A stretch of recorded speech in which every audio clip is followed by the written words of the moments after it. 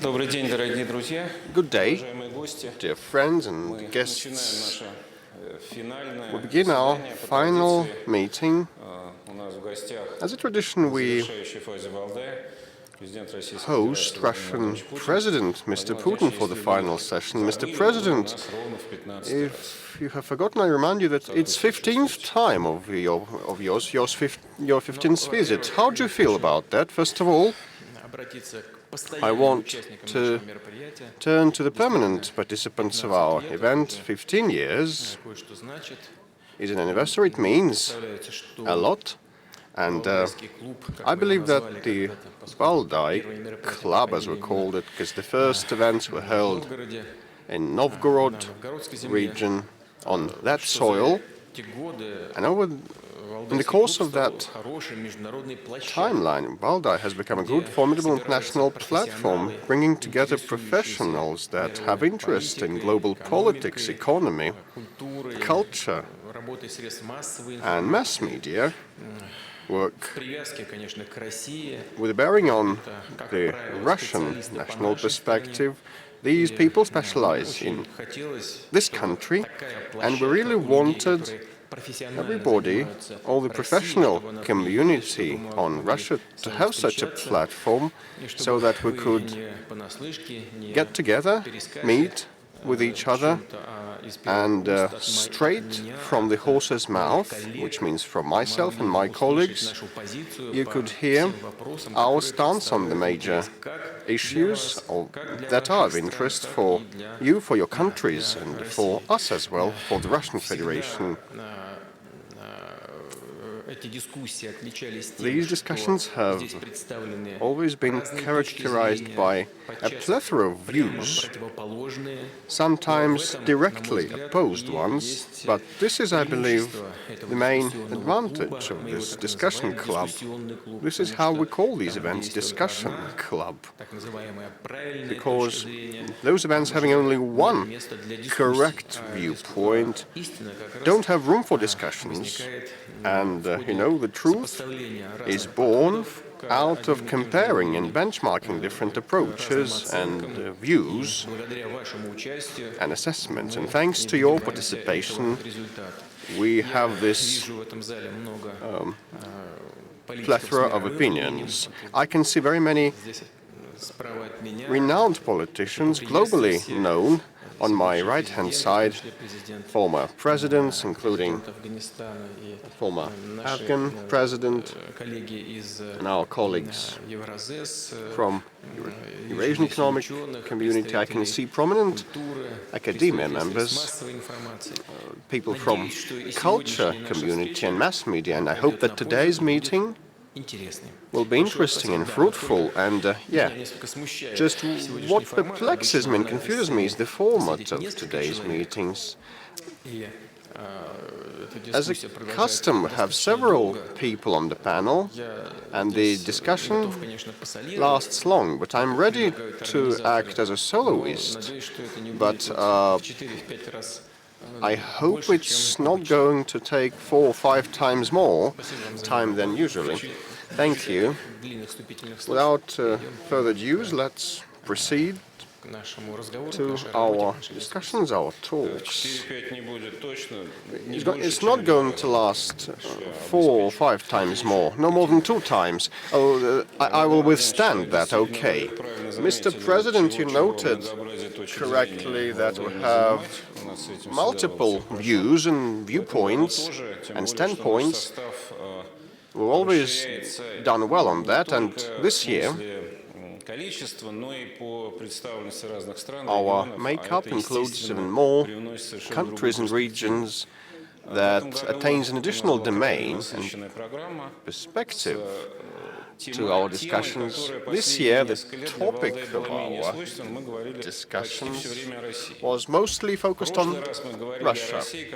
Last time, at the 10th Valdai meeting, was a huge event, a major event, and you came to Valdai on the Novgorod soil.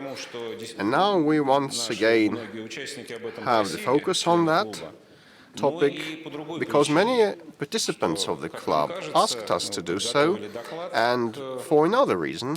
We prepared a special report to match this meeting, and we believe that the world is going through a stage of transformation, flux, or some formidable change, and we are losing an understanding of what future underpinnings of the world order may be. And we have been looking for these underpinnings, but now we have surrendered. We have given it up.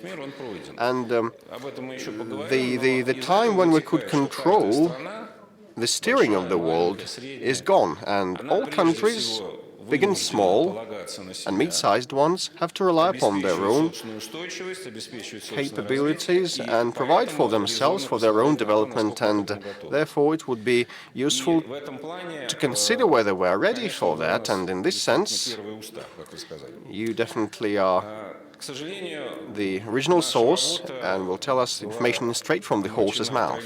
Unfortunately, there has been a tragedy. It happened yesterday. The news arrived from the Kerch Peninsula about a very sad and deplorable happening. You said all you wanted yesterday, and we revered the memory of the victims. But what was of importance? Everybody thought it was another terrorist attack, and unfortunately we are getting used to that. But further on, it turned out that the situation was slightly different. Why am I bringing it all up today? Not because it just happened, but it harks us back to the first Valdai Club in Novgorod. That was against the tragic backdrop of Beslan tragedy. I was there. I can clearly remember those events, and everybody present ran out to watch the TV and news footages to see what was happening. And you had a meeting with Valdai experts, and you made a TV statement that was quite harsh and tough, definitely justifiably. And there was a quote of yours: "The weak get bitten, some would like to tear from us a tidbit, others help them, believing that Russia, being a major nuclear power, is still a threat for them, and that threat should be annihilated, and terrorism is a tool to reach these goals." And you also said it is a challenge, and we will stand up to the challenge and respond. 15 years passed. Do you think we have provided a proper response? A very lengthy introduction. You started by saying that last time at 10th Valdai, last time it was the 14th Valdai meeting, not the 10th. You are better at maths. I'm a good listener, you know. But I would like to start by saying, with yesterday's tragedy, and probably this is a result, an outcome of globalization, strange as it might seem. On social media, on the web, we can see that communities have been established in groups, and it all began with the tragic happenings in the United States and their schools. And youngsters with unstable psyche invented pseudo-heroes for them, and that means that all of us put together, not only in this country but globally, are not good at responding to the changing global context. We have failed to create useful and interesting and helpful content for the young generation, and they instead get hooked on the substitute of heroism, and that brings about tragedies of this kind. And heroism has a role to play in real life. You know, protecting civilization could be one of the areas. We want to protect it from the sores of today, and one of the major soars and enables is terrorism. One of the scourges is terrorism. I mentioned that at the Jubilee session, General Assembly session in New York. We could only counter terrorism by joining hands. Unfortunately, so far we haven't been too successful to fully cope with that. There are some sporadic elements of cooperation, but these are insufficient. By and large, we haven't been able to pull together our efforts, which can be done building upon the well-known norms and rules of international law and the United Nations decisions. If I respond in a straightforward manner to your question, we obtained the results that we wanted to obtain back in at the time of those tragic developments in mid-90s and early 2000s. Mostly we have attained our goals. Of course, just we forget things quickly, forget bad things quickly, and everybody likes thinking about only positive developments. But you know, on Russian soil, we had a civil war in progress. It wasn't global. We had hostilities, direct warfare, using aviation, heavy weaponry, and a great deal of bandit groups all across the country that were hiring people from terrorist organizations from abroad, and Al-Qaeda representatives were on the ground. We got rid of that, but still terrorism is still a threat for this country as well, and hence we started active operations in Syria. Terrorism poses a major threat to our neighbors, including Afghanistan. I can see President Karzai. If we yield over to him, he would tell us what has been happening in that country today. A major threat is evident. We haven't still defeated it altogether, but we have inflicted damage, considerable damage, and mischief on terrorism. And major change for the better has been observed on Russian soil. You are driving me to another reminiscence of Valdai. The meeting back in 2015, it happened 2 weeks after the Syrian operation was launched. One of the colleagues asked you back then whether was it worth getting into that, because all the costs and victims, no one knows. And you uttered your token phrase that was quoted on many occasions. 50 years ago, I learned one rule in the streets of Leningrad: if the fight is inevitable, be the first to strike. We have struck, and 3 years afterwards, things have changed in Syria dramatically, but still we haven't reached a full resolution. And the recent development give us both positive and negative feelings. Let me repeat my question. Was it worth taking the risk, because we have had lots of victims? I remember that question about possible victims. Yes, I said victims were possible, but we are to preclude the worst-case scenario. Which is that? What is the worst-case scenario?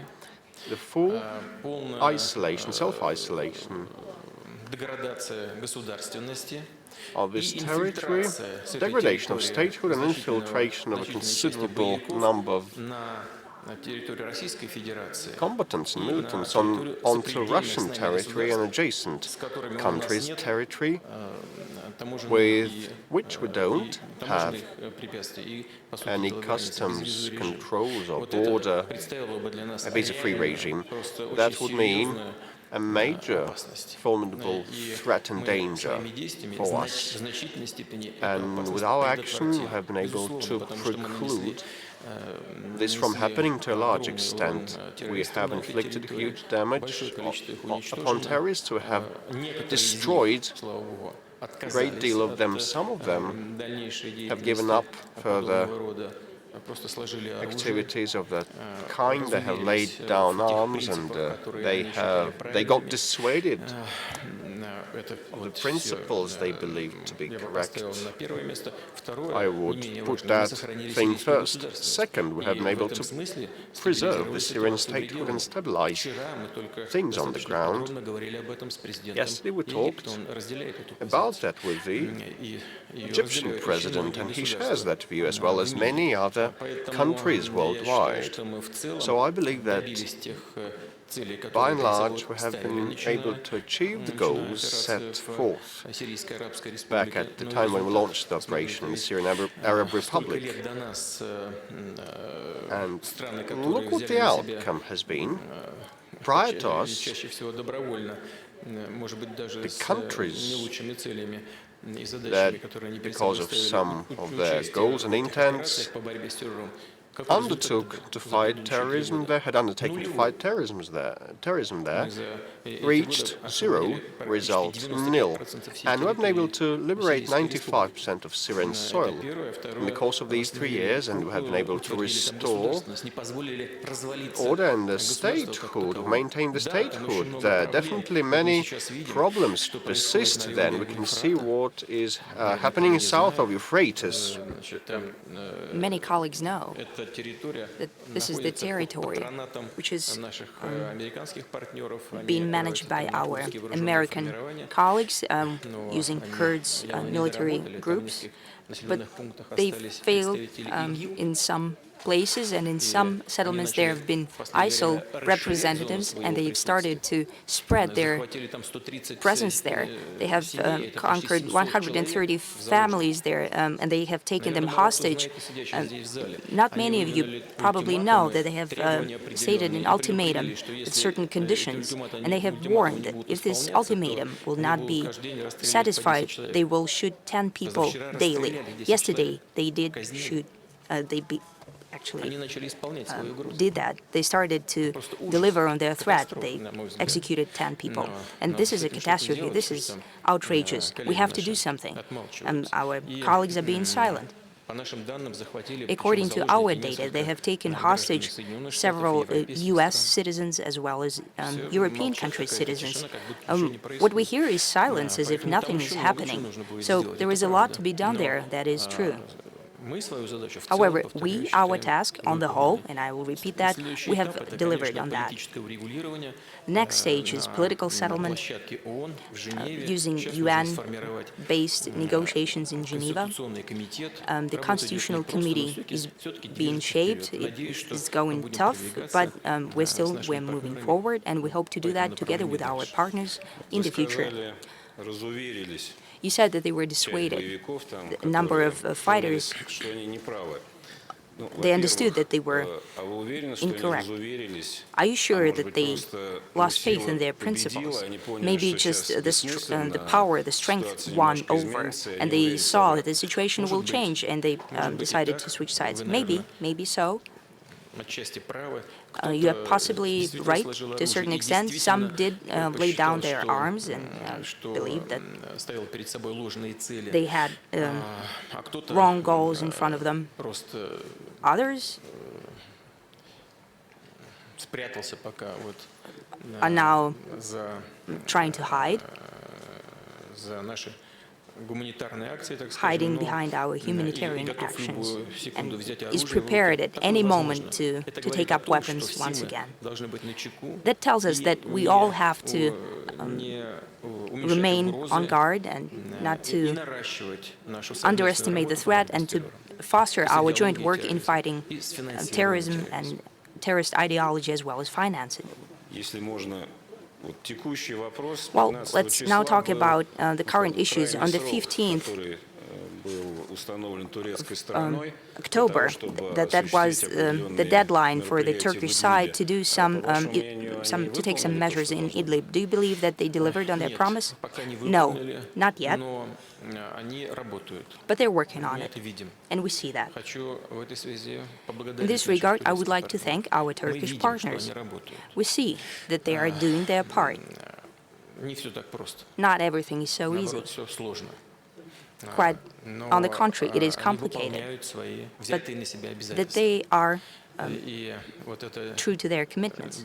This demilitarized zone that we have agreed upon about the Idlib de-escalation zone, about 15-20 kilometers deep, not all heavy equipment has been withdrawn.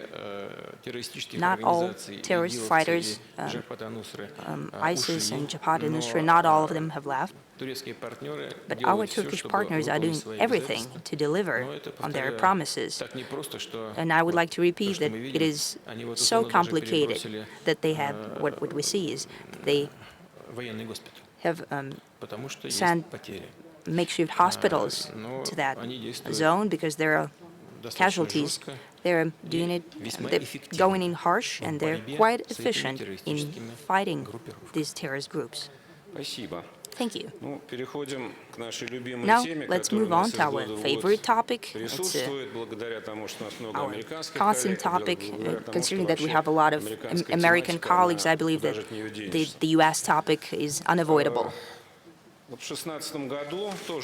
2016, you also had a very memorable quote. It was a difficult period after the Ukrainian crisis and during Syria's crisis. And some of you asked, is it time to reduce tensions? And you responded that we all need a reduction in geopolitical tensions, but not by us burying ourselves alive. If the cost of reducing geopolitical tension is our funeral, then that is not an option to anyone here.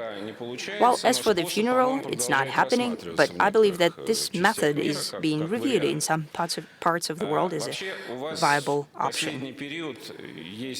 Well, in the latest time, you have experience in talking to the U.S. president, and a lot is happening, but what is happening is very negative, and possibly I'm wrong, but it seems that your meetings with President Trump lead to quite a contrary result. Therefore, a question. Maybe we should stop trying, maybe we should pause. They have a lot of domestic problems, let them deal with that. You know, there is a joke, it's an old joke, you know, maybe some of you don't know it, so I'll tell you this joke. There is a question, how do you relax? The response is, I don't get tense.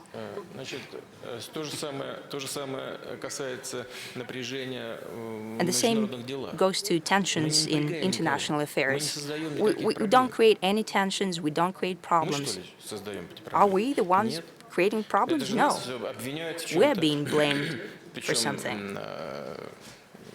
As a matter of fact, highly likely, as it is being said, that we did this and that, we interfered there and here,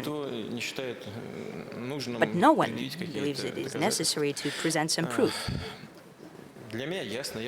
For me, it is very clear, and I have said that before, this is the result of domestic infighting in the Western world on the whole. Right now, what we see is we're talking about Brexit rules, and there is also infighting in the U.S. between Democrats and Republicans, inside Republicans themselves. And someone thought that it would be a very good instrument to solve domestic bickering is to playing this anti-Russian card. This is detrimental to everyone. I hope that this time will pass. But it seems that we're going to have to wait for the domestic political crises to be solved. Whether that will happen after midterm elections to Congress, no, I do not know, possibly. Maybe that will happen in 2020, after the next presidential election in the U.S. Then he won't have to always look back on those who are speculating on anti-Russian rhetoric. Whether our meetings were useful or detrimental with President Trump, I think that despite the attempts to thwart the results of these meetings, I believe they were rather positive than negative. Why? You see what's happening in the U.S. Well, we know because we can read. So we read the news, we see what's happening domestically there. Но все-таки лучше Still, общаться и it's better контактировать to друг с talk, другом, to have a чем, conversation with each извините other, за моветон, rather than собачиться и ругаться, to не переставая. be like cats and dogs and keep fighting with each other. Внутриполитически, ну, наверное, As for лучше не domestic стало politics, в I Соединенных Штатах believe наших встреч. it's not getting Наверное, потому что, better повторяю, after our это meeting. кто-то I'd like to пытается все repeat время that использовать someone is во always внутриполитической trying to борьбе. use На that мой взгляд, tool in все-таки domestic действующий bickering. президент, I он believe that the current president настроен на какую-то is стабилизацию и committed to certain уравнивание stabilization российско-американских and отношений. evening out in Посмотрим, US-Russian как будет relations, but we'll see складываться what will ситуация happen. дальше. Мы, во всяком случае, к этому We готовы are в любой prepared момент. for that at any Слышно? moment. You can hear me? Да. Ну, вот так. Я вот так постараюсь. Так лучше? I'll try. Is it better? I'll try to talk like that. Thank you. Вот сейчас про Трампа очень много книг выходит. Right now, there are a lot of books подряд прям being вышло. issued about President Trump. Да, We're читать going to очень read that. интересно. It's very Образ такой interesting to создается. read. Человек, который And we see слушает и an слышит image of a себя. person who Никогда с ним listens and встречаешься, hears он only слышит. himself. When we meet with him, does he hear himself only? Does he hear you? That's not true. Maybe that's the way he behaves with others, but they are to blame for that. Да, а у нас с ним And нормальный, we actually have вполне профессиональный quite normal, диалог. professional И, conversation with him. конечно, он слышит, не просто слышит, Of course, я вижу, он he реагирует hears. He does not only hear me, he аргументы he собеседника. hears Он and может responds с to the чем-то arguments of соглашаться, так же, his как и я с ним vis-a-vis, не and соглашаюсь с sometimes he чем-то. does not У нас agree разные, with me, and взгляды на so некоторые do I. вещи, We have разные different подходы, views and different но, approaches to some ну, things. это нормальная But дискуссия that двух is normal. партнеров, That's a и discussion of two я не partners. разделяю So мнение I тех, do not кто share the говорит, что он opinion там of those who say that атакует, как тетерев, и не слышит никого. he's like a deaf bird who does not hear Есть anyone. среди комментаторов, политологов, Some часто politologists and обсуждают, что вот когда отношения their заходят в opinions, тупик совсем, then а у нас, when к сожалению, relations похоже на are то, in a stalemate, and it seems that we иногда have that, полезен такой sometimes отрезвляющий it's кризис, очень very мощный, useful to have когда a стороны sobering понимают, что вот crisis, опасность реальна, so that и both sides understand надо that что-то сделать, чтобы the отступить от threat is черты. real, Ну, and we корейский have to кризис step back from известно, that. The пример Cuban такого Missile рода. Crisis is very Сейчас well иногда known. можно слышать такую точку зрения, что, может, нам тоже Sometimes подобное we can нужно, hear чтобы such an американцы opinion that вот именно right от now этой we своей need that. внутренней The ситуации Americans отвлеклись и are поняли, что ставки being очень distracted by высоки, и their надо начать domestic что-то позитивное делать. situation, and they have to understand that the stakes are very high and they have to do something. I think that's a very bad idea. Building up tensions and hysteria, that's not our method, as we like to say. On the whole, putting the whole world on the brink of a comprehensive, unpredictable crisis, that's irresponsible policy, and we have never conducted such policy, and we won't do that in the future. Thank you. That was an exhaustive answer. Then I'll try to remind you of yet another of your quote. That was in 2012. You were talking about ABM, but you responded wider. You said that Russia is not afraid of conflicts. We used to have different conflicts, and what are we not afraid of now? We're afraid of non-conflicts. We're not afraid of anything, such territory, such defense, such population, prepared to stand guard on its sovereignty and independence. Not all of countries have such a mentality of such penchant for, of the citizens to sacrifice their lives for their motherland. And that's what we have. And there's nothing to be done about it, so we can feel safe.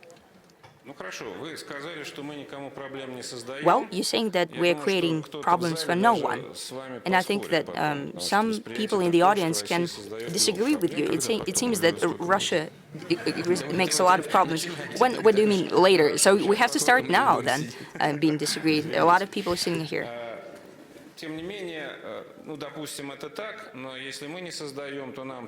Still, it is so. If we are not creating, then we're being created troubles. Yes, indeed, they're trying their best to do that.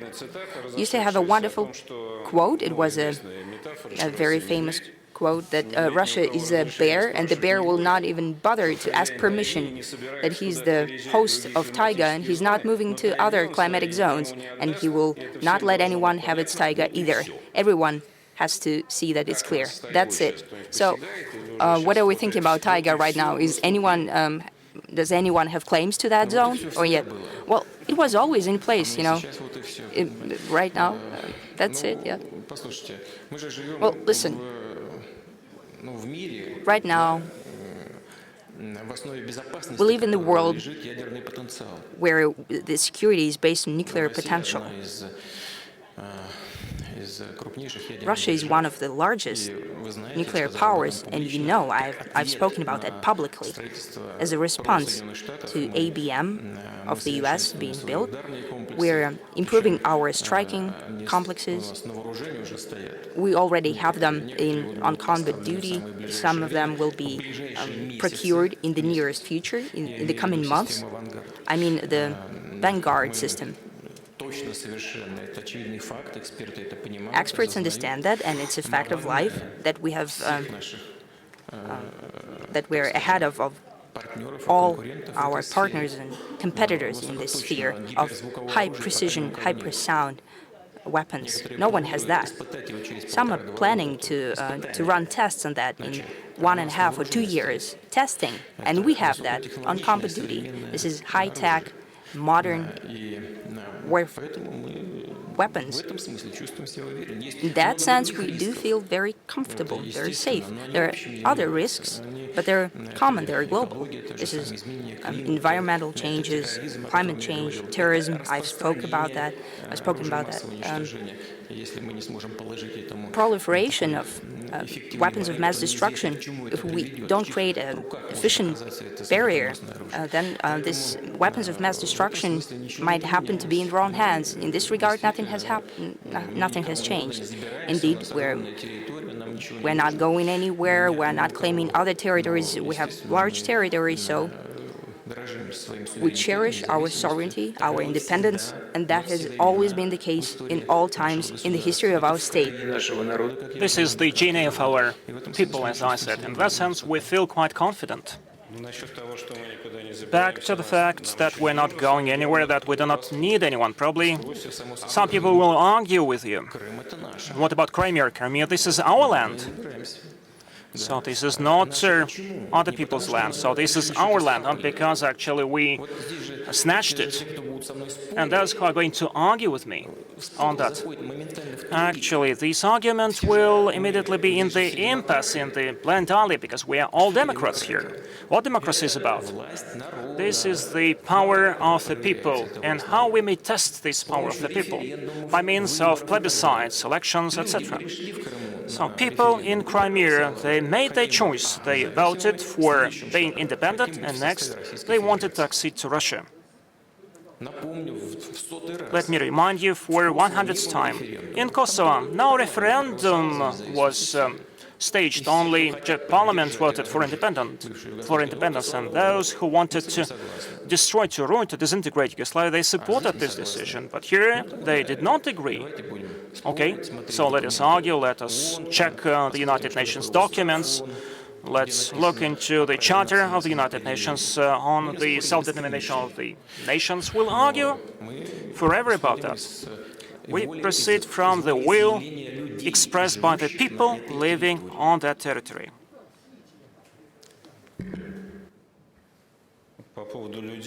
Back to your statement about the people, I just remembered that back in 2010,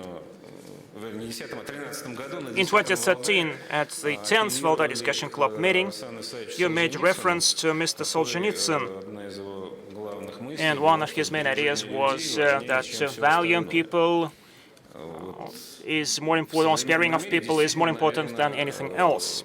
In the modern world, probably, the competition for people, for the cells, and for the minds, and for the human capital is above the one of the territories, possessing of the territories. Natalia Solzhenitsyn was one of the speakers at one of the panels.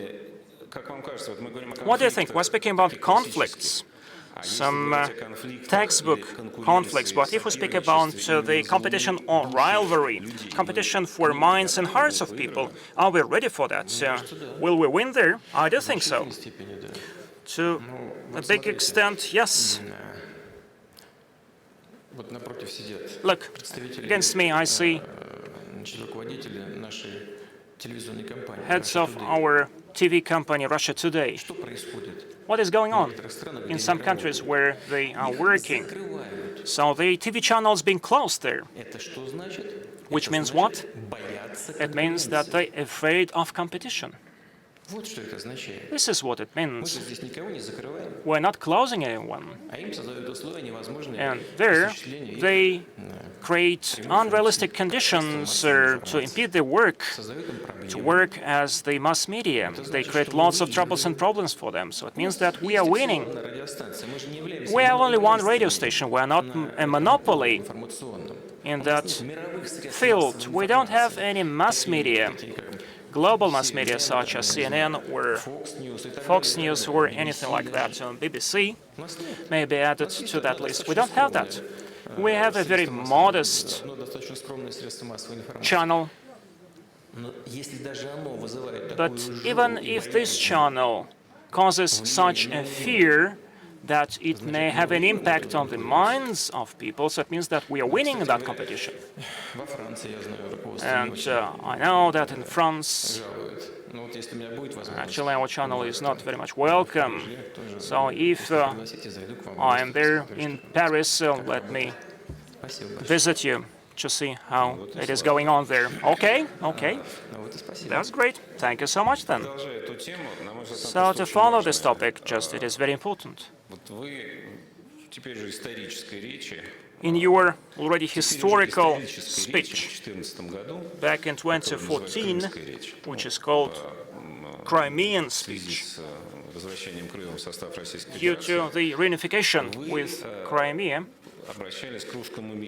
you addressed the topic of the Russian world, of fellow citizens. You spoke about separated nation, and it was a very impressive statement. But this is the way you touched upon very delicate topics, and you aroused very strong feelings, because such topics as national identity, attitude to your country, to your land, this is a very powerful weapon. It can be negative or positive. And since then, we see that a lot has been triggered, a lot happened in this Russian world. And what is going on in the Ukrainian Orthodox Church is another proof of that. So let me ask this daring question. Do you regret that you touched upon this topic, that you made this statement following the results which we see now? Well, I do not get that question fully. Naturally, we always have to raise this question, not to neglect it, because our national identity, this is what makes us what we are. This is our culture. This is our history. And preservation of the people.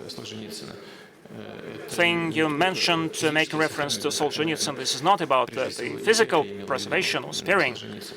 Probably Solzhenitsyn meant exactly that, but we have to remain one single people, otherwise we'll be blurred. And there are a lot of examples in the history of mankind. We cannot even remember the names of the peoples who were just disappeared from the globe. We do not follow this example. We want to be Russians, Tatars, Jews who are living here, Mordva. There are 160 different ethnic groups living in Russia.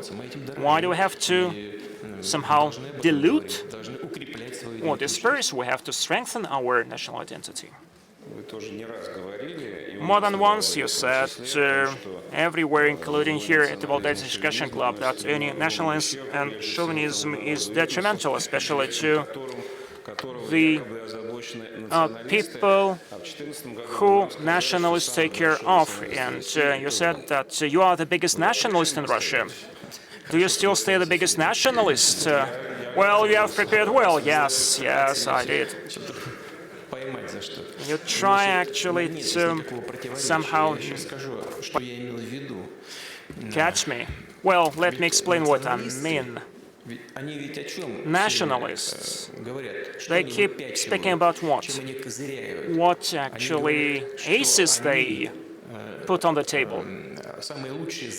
They state that they are the best protectors or defenders of the interests of this or that ethnic group, of this or that nation, this or that people. And in Russia, initially, from the very first steps the nation made, it was made of many nations. This is a multi-ethnic, multinational country. But a lot of people sitting in that room who are dealing with these issues professionally. I see the director of the Hermitage. He is also an expert in the Middle Eastern affairs, but still he knows how the Russian nation came about. What it started with. Actually, the Russian nation did not exist forever. It was made up of different Slavic tribes. At a certain stage of the history, we didn't see any Russians, and then, based on the common market, based on the rule of the prince, a single language and single faith, this is how the Russian nation came about. But it was made up of different tribes, and then, when statehood was developed, primary forms of statehood followed, and there were a lot of Finnish and other tribes. And now we may find some material proofs that these tribes, Finnish tribes, they lived in the central part of Russia. Russia developed as the multinational country and as a multi-confessional, multi-ethnic country, and exists for 1,000 years, and it is very stable. First and foremost, because initially it has always been very tolerant to all the nations and different religions from the very beginning. This is the foundation of Russia's existence. And if we want Russia to stay like that, if we want Russia to survive, and certainly the Russian people is the main people, is the founding people of the country, then we have to preserve this country. But if we promote some cave-like, some primordial nationalism, detrimental to the interests of our ethnic groups, then we will disintegrate, we'll collapse this country, and the Russian people are not interested in that. And I would like Russia to stay untouched just for the sake of the Russian people too. That's why I am the most efficient and the most authentic nationalist. But this is not just primordial or household nationalism which may collapse the country. So, are you alone, or there are people who think alike? Yes, almost 146 million people think like me.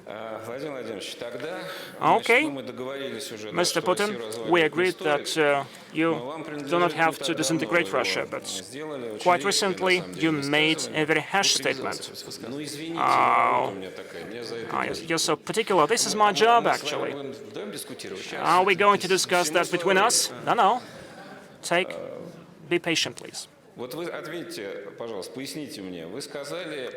Explain to me, please. Once you said, but not at the Valdai Discussion Club, why would we want a world without Russia? And many people actually perceived it like après nous le déluge, where we don't care what will happen after us. Well, no. Louis XIV, when he made this phrase, he responded after us the deluge. This was a response to the reproach that he is spending too much money on palaces or on entertainment. He was not so prodigious because actually he left not only palaces after his death, but he was a real statehood man. He was the author of the very first regular army in Europe. That's why all the questions that he was prodigal These statements were made only when he argued with someone or when someone confronted him. And this statement which you mentioned, probably it was the World Order, a documentary movie by Vladimir Solovyev. Actually, do not take that out of the context. Let me remind you what I meant. It was a question whether I am ready, we are ready to use weapons which we have, including the weapons of mass destruction, to protect us, to protect our interests. This was the answer to that question. Let me remind you what I said. Our concept of using nuclear weapons, of applying nuclear weapons, we do not imply any preventive strike. So this doctrine does not imply preventive strike, and I would like to ask all of you to take these all my words, put them on record, and use them in your further analysis. Our concept of using nuclear arms does not embrace the preventive strike. Our concept actually implies the retaliation strike.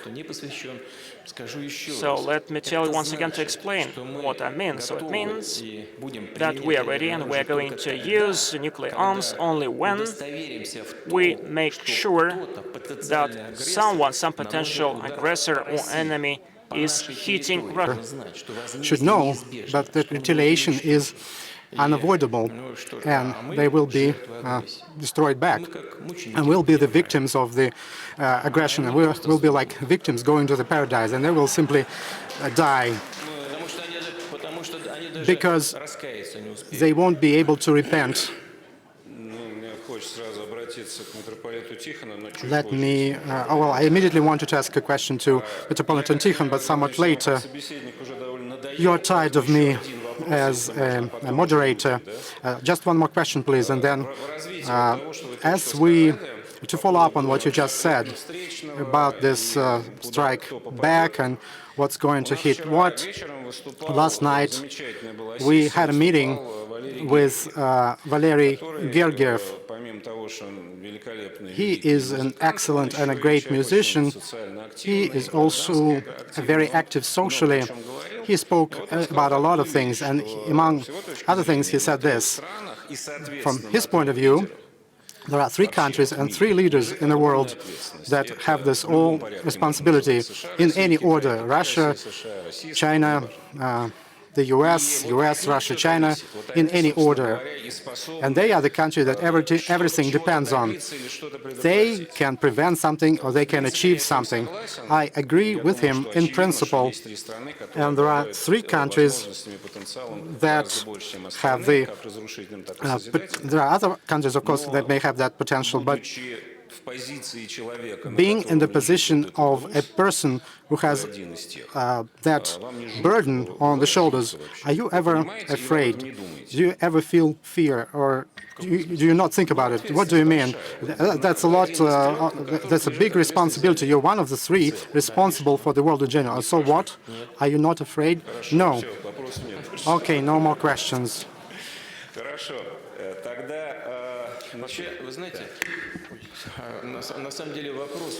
You know, the question was not easy because fear is the reverse side of this natural feeling for any biological object, for any human being, for anything that's alive, of this self-preservation instinct. The self-preservation instinct is something everybody has, and that's manifested in fear, among other things.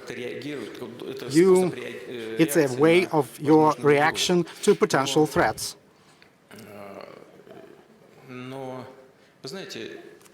But you know what? Even when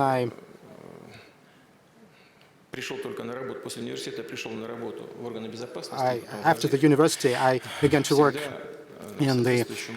for the KGB and then intelligence. But they trained us. If you started some job, you will need to know what it is connected to, and you need to make a decision whether you start it, and then you need to be careful, responsible. You need to be careful and responsible, assessing all risks, but you shouldn't be thinking about self-preservation, your personal self-preservation. That's a very important thing, especially for people who are responsible for their countrymen, for millions of citizens of their country. You already mentioned that the tragic events of the late 90s, early 2000s, when the city of Grozny was destroyed, was ruined to the ground, like Stalingrad, and they could shoot from behind every ruin, or we had to fly real low over some territories, because I never thought that the helicopters could fly so low and so fast, and didn't even think it was possible. But this was my choice, and it's my choice now, and it's like that for all my colleagues. It's something like that. Of course, but if you made your choice, you need to follow up on it without looking back to some negative consequences for you personally. You need to think about positive consequences for those for whom you are doing it all. Fear is this twofold thing. On the one thing is what you're talking about is your inner state. On the other hand, it's a method of governance. Do you admit it? No, it's a bad method of managing or governing because it's unreliable. The best way of governing anybody is to try to convince them and giving them positive incentives, positive motivation. You need people that you're talking to and that you communicate with.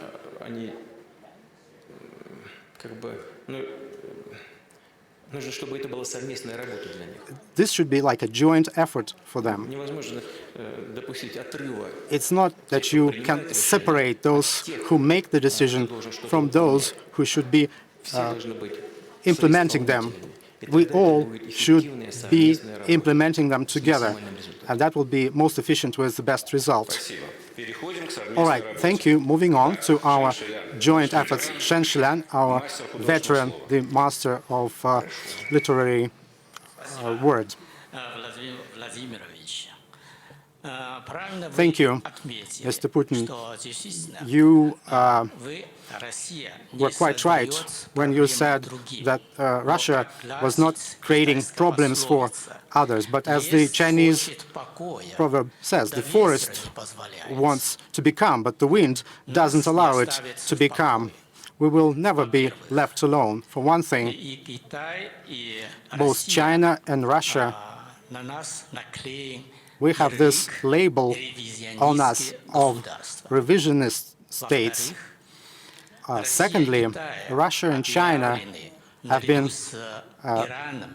named, together with Iran and North Korea, the main enemies of the greatest and peaceful of the most insulted country of the world and of all times. Thirdly, there are sanctions against you. There is a trade war going on against us. The situation is quite serious. Using another expression from one of the Hong Kong mafia movie, the uncle is very angry. The consequences are going to be very serious.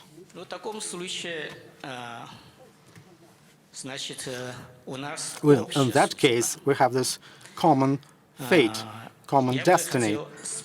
Let me ask you this, Mr. President.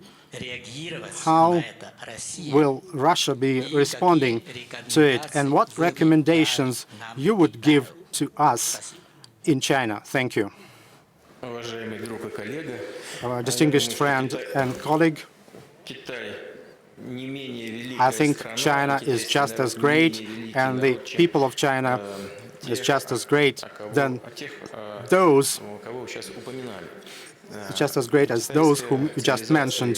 The Chinese civilization is an ancient and a great one. I don't think that China needs our recommendations. I can just express my point of view on that. You quoted this Chinese proverb that the forest wants to stay calm, but the wind doesn't allow it to stay calm. The weather changes. Time will come and the wind will calm down. I think you don't need to respond to certain things on the spur of the moment that could somehow deteriorate the situation. But of course, you need to always respond defending your interests, and that's what we do. China and Russia. Why do I say that weather changes and the wind will come down sooner or later? Those who generate that wind, they often also suffer from it. You mentioned the trade wars and sanctions. In my opinion, and there's nothing new in what I'm going to say, for some people who are in this room, the specialists will understand what I'm talking about. First of all, there's this certain rhetoric in the states connected to their domestic situation. Secondly, their domestic political calendar is what? They're going to have this midterm election, then presidential election, and they want to keep certain trends in the economy. In the midterm perspective, such actions may lead to some positive effect. But in the long-term prospect, it's unavoidable that they will face negative consequences. Whatever they're doing is impacting the global economy and impacting certain segments country-wise. There's this exchange of the so-called strikes between the US and China, each worth about $500 million. If it continues, it's going to be $1 trillion, $1.5 trillion. And will be a significant percentage for the global economy. This is going to be one of the reasons for further worsening of the situation in the global economy. Nobody is interested in that. Generating wind, you can do it at a certain stage, but there will be a moment when it's no longer beneficial for anybody, it no longer makes sense. I think the Chinese civilization is an ancient one.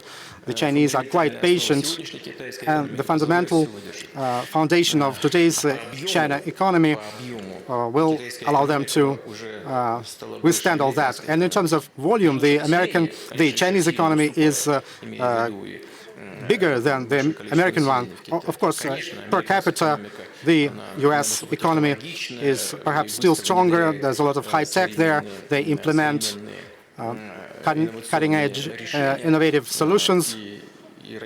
And both Russia and China still have room for improvement and have something to learn from our American partners, but the world is changing. Globally, economy is changing. The rates of growth shown by the Chinese economy are quite high.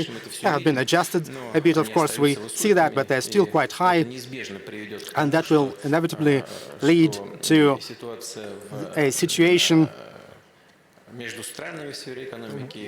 when between countries in the global economy, the situation will be changing, even though it creates certain threats, not just between countries, but for the entire global economy, as I said. We are talking about the wind from the east. Here's our colleague from Japan. What do you think, Mr. Putin, what is he going to ask you about? I have no idea, neither do I. About the islands again, it's not interesting. I cannot help asking you. 2 years ago, in this very room, I asked you this question: how realistic is it to expect the atmosphere that would allow Japan and Russia to sign a peace treaty in the nearest future, in the next 2, 3, 4 years? And back then, you answered like this: it is impossible to try to define such a term, because so far there's not enough trust between us for that.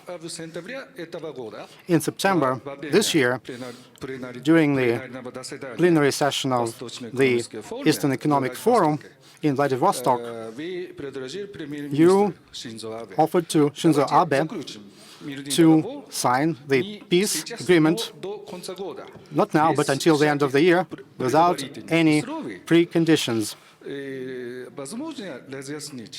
Could you explain to us, is it now possible? Does it mean that there is already enough trust between us so that we could find that peace treaty, what you meant 2 years ago, or does it mean something else? Well, look,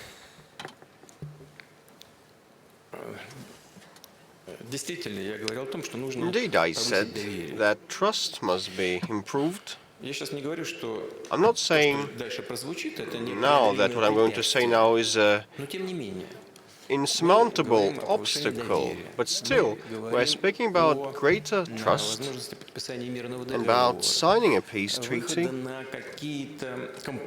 and reaching trade-off territorial solutions that have been brought up by Japan, although we believe they are in existence, but still we don't abandon dialogue altogether. And at Prime Minister Abe's behest, we provide conditions so that Japanese nationals can visit these isles with a simplified visa procedure so that they can visit the graveyards of their relatives and some special places for them. And we've been able to create a context of trust, but Japan imposed sanctions against us. Is it a step that would lead to greater trust? Like, where is Syria? Where is Crimea? And where is Japan? Why have you done that to improve trust? And still we don't drop that altogether. We're ready to pursue dialogue further on. We haven't been shunning or dodging contacts. Right now, your Chinese colleague asked a question. Like, us and China had long been in debates over some territorial matters for 40 years. They lasted 40 years, the talks. In the course of that 40 years, our relationship has gone through thick and thin, and finally we've been able to sign a friendship treaty, and we have reached a great level of mutual understanding in our bilateral relations that is unprecedented, as we both deem that. And by that time, the territorial issue was not yet resolved. But still, with our Chinese friends, we signed this treaty and we had a good relationship. Did it put an end on our debates on territorial matters? No, it did not. Instead, it provided better conditions to resolve this matter, which was finally done by us. We signed an instrument and found a trade-off. This is what I told Prime Minister Abe that if we sign a peace treaty right now without the final decision on the Isles, that does not mean that we will stop talking about that and that we will ditch that altogether. You know, the Chinese case is testimony of the contrary. And we've been arguing with Japan for 70 years, and we've been deadlocked. But let us first sign the peace treaty to provide greater trust in the bilateral relations, and we'll discuss and debate further on. We are not declining to talk that, but Prime Minister Abe has his own view. When we attended the youth's judo tournament informally, we went on talking about that, and he said that for Japan today, at this juncture, it's inadmissible, and we should first sort out the territorial issue and afterwards start discussing a peace treaty. Okay, we could proceed in this vein, but we've done that for 70 years, and the end is not in the offing. We talked about joint economic activities on the Isles, which is a very good idea, but still, unfortunately, it is quite thin on the ground, and still we're ready to keep working. Eminence Tikhon, please. The round table that I participated and attended at Valdai was about culture matters, in particular about how and whether culture impacts the life of society in the 21st century.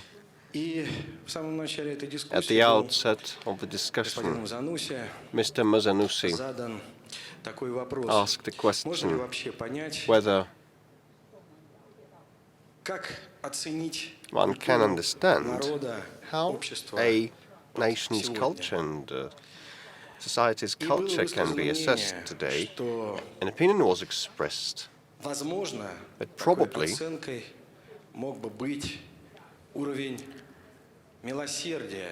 the charity, the generosity level could be, the benevolence level could be one of the manifestations, one of the criteria. It was probably a rhetoric discussion, but the tragic developments that happened in Kerch, although we are not fully clear about the motives of that poor individual's act, we see the intolerance and aggression mounting in here and outside. What is your assessment of the round table conclusions that mercy is probably one of the main criteria for to define the culture of society? And we have been speaking about governmental policies and culture, arguing about them, and we all know that the government cannot be tight on culture, cannot crack down on that. But whether the government can support all the historical, spiritual values that we have developed and accumulated in Russia, which are the basic cultural values, as we call them. This is what we have been doing.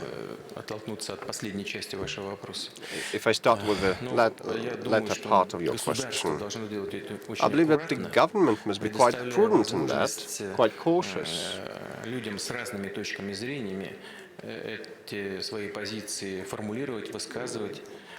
Giving floor to different views and standpoints.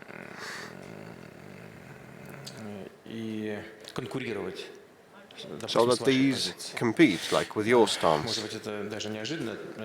May sound unexpected, but I think As it should be done so. My sympathy goes with you, my heart goes with you, but being a representative of the government, I believe that each and every person should be able to speak up his or her mind. Why so? Because I build upon part one of your intervention, which is, what is mercy? What is compassion? It's tolerance, if we put it in modern terms. It is like striving for compromise, for a trade-off. At least one of the facets of mercy is like this. And if we say that tolerance and mercy and compassion are indicators of culture, in this case, we must be able to let people speak their mind and listen to what they have to say. Once the Eminence spoke about the Eminence Neuter Federmesser, the floor is yours. Just take the mic. Thank you very much, moderator. Thank you for inviting. And yesterday we had a debate, but a very important one, about the interaction between the government and the society. And thank you for driving me and leading me towards this question. In the first half, I hope the second half is coming, you've been saying about things about war and questions were about war, but myself representing a different facet of life. I believe that inevitably all of us will die, and I'm not, we can die in different ways. In palliative facilities and hospices, people die in love, because when they know that it is coming and that they have little time left, they spend the time to say, "Forgive me, farewell, and I love you." And what we've talked right now is about a different type of death, fraught with hatred. You said you were not afraid to bear the global responsibility, but we have lots of people, in total 18 million if their family members are counted in.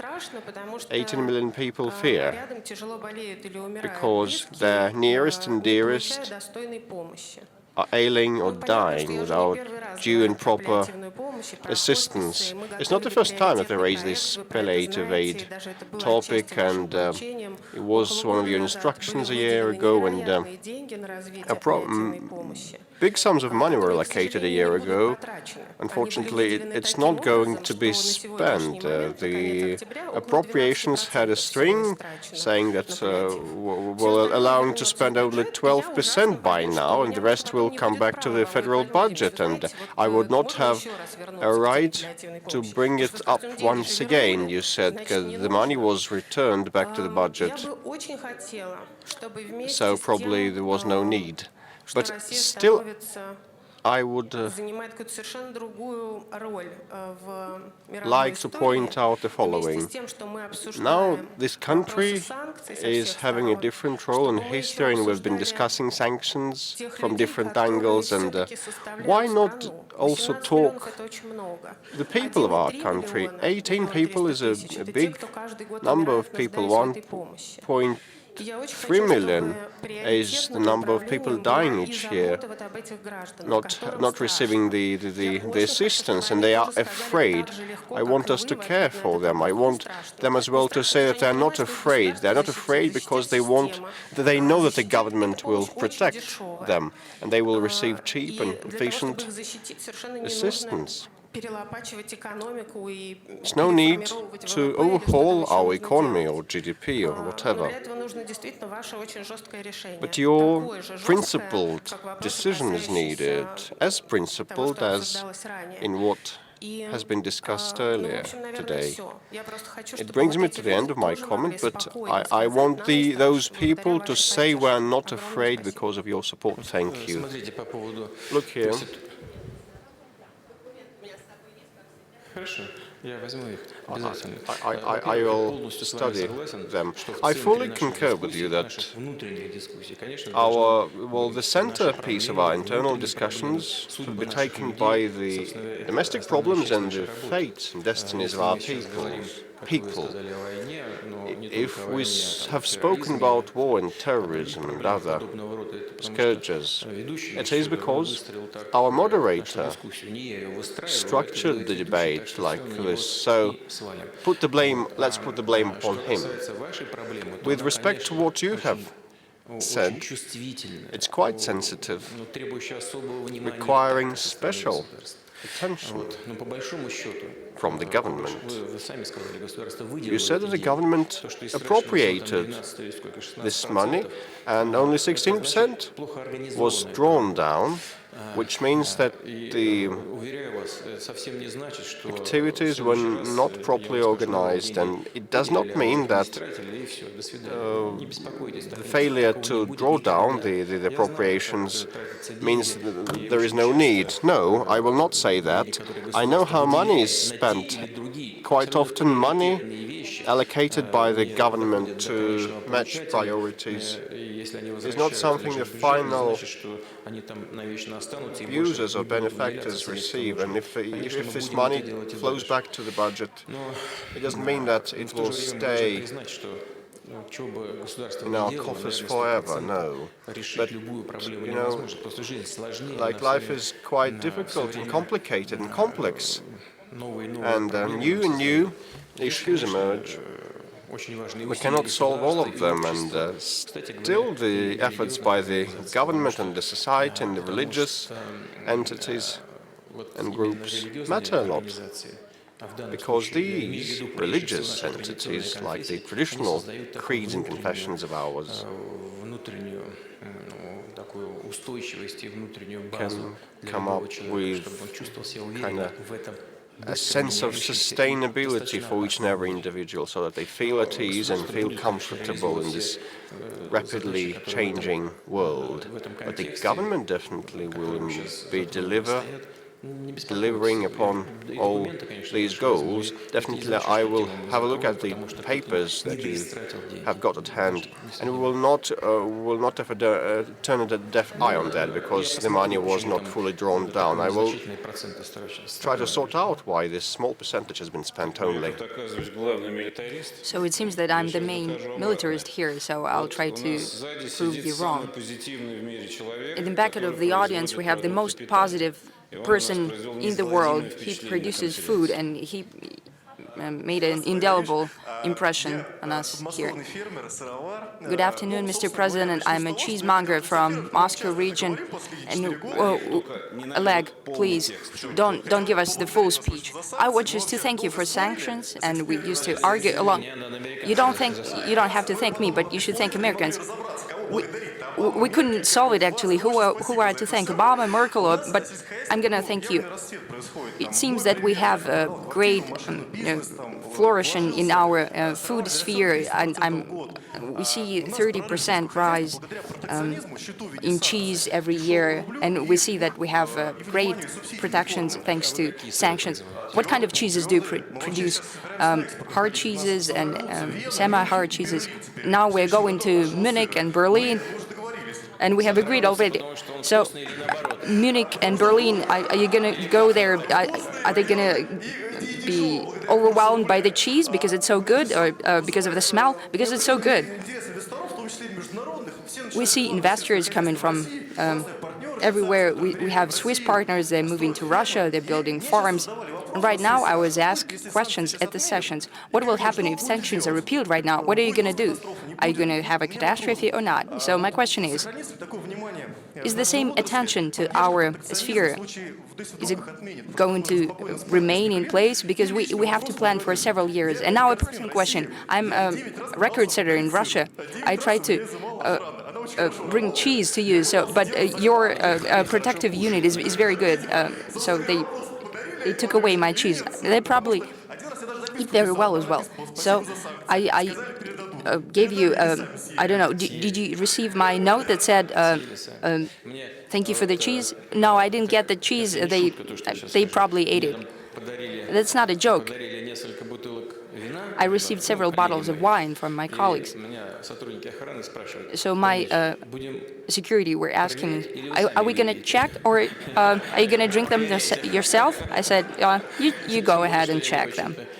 I try not to drink. As for cheese, sanctions and repercussions, if sanctions will be repealed, well, right now we don't see that they are going to be repealed, so you can feel at ease. Now, the second thing, the longer the sanctions continue, the less chances there are for those who have left our market to come back. You understand it better than I, because you're in production. Because if you ensure quality, and it seems that you do so, if you're going to enter foreign markets, it seems that the quality is in line with, on par with your competitors' quality, but the costs of production and logistics are always going to be your upside here. It's going to be cheaper for you, so it's going to be hard for them to compete with you. Almost impossible. Ever more so if you have great relations with retail networks, with shops. They don't stand a chance. Still, you have to be prepared for that. I would like to say that out loud. You and I will allow myself to unite us here with you. Why? Because we're solving one issue, to develop the economy of Russia. And in this case, such an important sector is agriculture. And we have to be prepared for competition. You can't always proceed from the assumption that, that we're going to protect, to create exclusive conditions on the market, to create protectionism. That means that your quality is going to go down. That doesn't go for cheeses. That's about all foodstuffs and even beyond. We have to create competition on the market. But at least today, we have to create competition between domestic producers, and we'll strive to do so. As for the amount of support for agriculture, they're not going to go down, they're going to increase. Thank you so much, it's so super cool. Oleg, sorry, you're not alone. I have a head of cheese for you. You should come over and get it. It's for you especially. It has your name on it. Give it to me now, otherwise I won't get it. You don't have it? Well, bummer. Thank you, Oleg. I hope to receive it from you. What kind of, in what region do you work? Moscow region. Okay, so where is the head of that cheese head? It's in a storage? Thank you. Well, it's not going bad, actually, because cheese is good. What's it called? Mic, please, to the speaker. Great. Thank you. Thank you. You should warn Karl and Nysa that they're going to be shaken by the cheese which is coming. The consumers are going to be happy. Now, mic there, please. Thank you. My name is Raghida Dergham. Shall I wait for the translation? Thank you, sir. Yes. My name is Raghida Dergham. I'm founder and executive chairman of Beirut Institute. It's a think tank for the Arab region with global reach. So I have specific question about three countries, Egypt, Saudi Arabia, and Iran. On Saudi Arabia, of course, the world is preoccupied with the developments, and I'm wondering what consequences or do you see that there may be consequences, A, on your particular relationship, Russian Saudi relations, given that you've been eager to have good relations and beyond. On Egypt, you've had magnificent success yesterday with President Sisi. Did you agree also that Egypt will play a role in Syria, particularly in rehabilitating the government of Syria with the Arab League and with the Gulf states? And lastly, on Iran, why, Mr. President, don't you feel comfortable asking the Iranians to withdraw from Syria, since you've said in the past all forces will go? Why can't you be specific?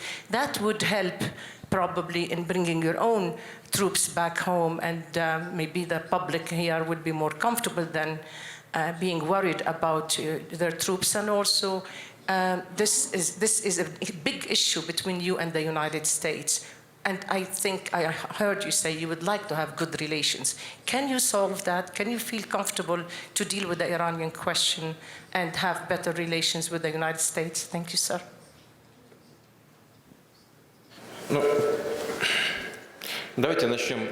Well, let's start with the last part of your question about Iran. Worry about our troops on the territory of Syria. We'll better worry about them on the territory of Syria rather than on the territory of Russia.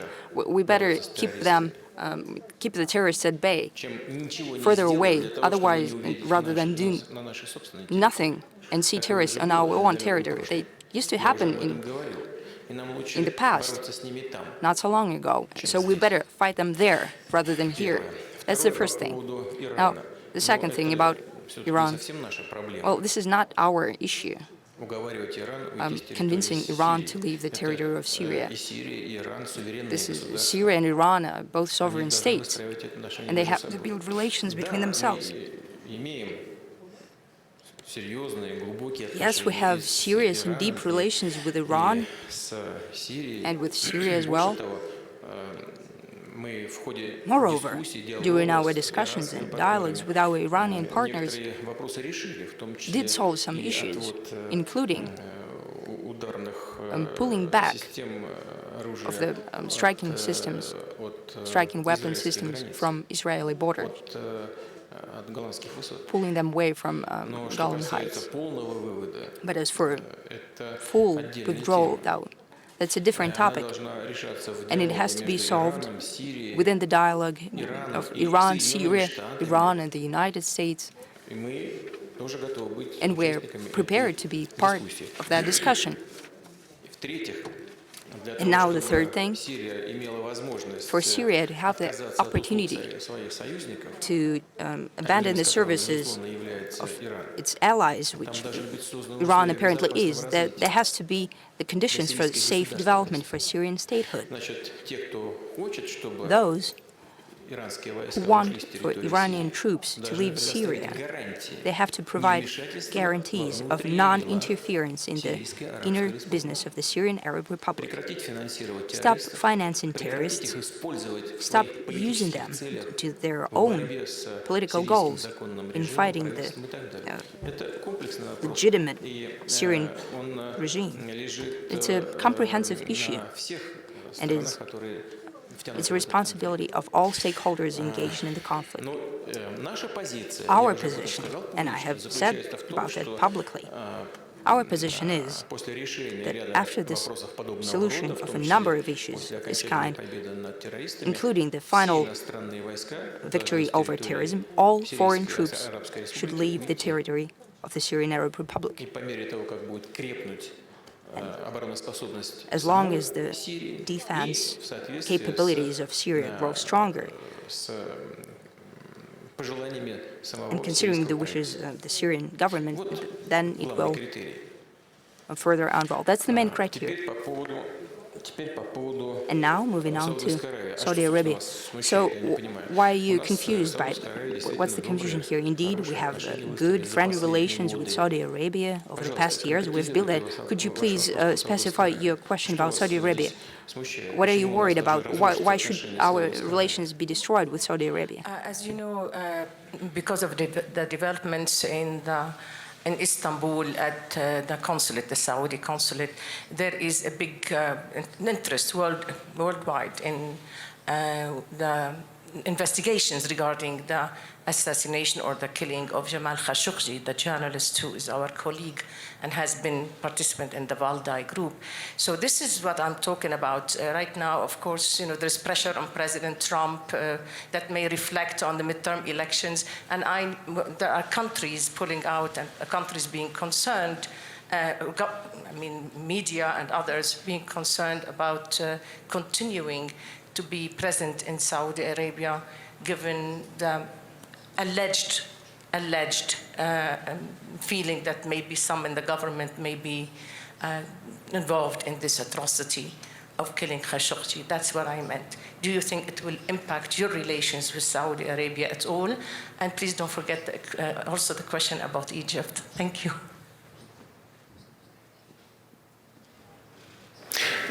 Насколько мне известно, журналист, As far as I know, the journalist who has gone missing о котором вы сейчас and сказали, that you have он mentioned, жил в Соединенных he used to Штатах live Америки. in the United States of America. Он не в России жил, He а did в not live США. in Russia. He lived in the И в US. этом смысле, конечно, США And in this несут regard, определенную the US do have a ответственность certain за то, что с ним responsibility произошло. for what has happened to him.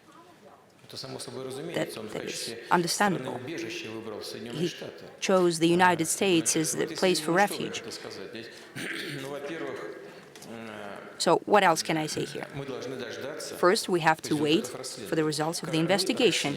Россия, We, можем начать, Russia, портить how can отношения we с start Саудовской Аравией, deteriorating our relations with Saudi Arabia without knowing what has happened in reality? As far as I can imagine the situation, this в person известной степени входил в was to a certain extent a part of Saudi elite. He was connected to certain circles in power. So what's happening there, it's hard to say, but we see that there are complicated processes inside the US elite. And I hope that it would not come to that in the US, what happened in Saudi Arabia. But we do not know what happened in reality. So why we should undertake any steps in order to deteriorate our relations with Saudi Arabia if we don't know what's happening. But if someone knows what is happening and believes that there was a murder, a killing, then I hope that there will be some evidence provided. And depending on that, we'll make certain decisions. That gives me the reason to say one more thing. In regard to Russia, from time to time, there are certain steps, even sanctions, under just imaginary reasons, without any proof of our alleged use of chemical weapons. As a matter of fact, we destroyed our chemical weapons, unlike the US, though they did undertake such commitments. There is no proof, no evidence in regard to Russia, but such steps are being taken.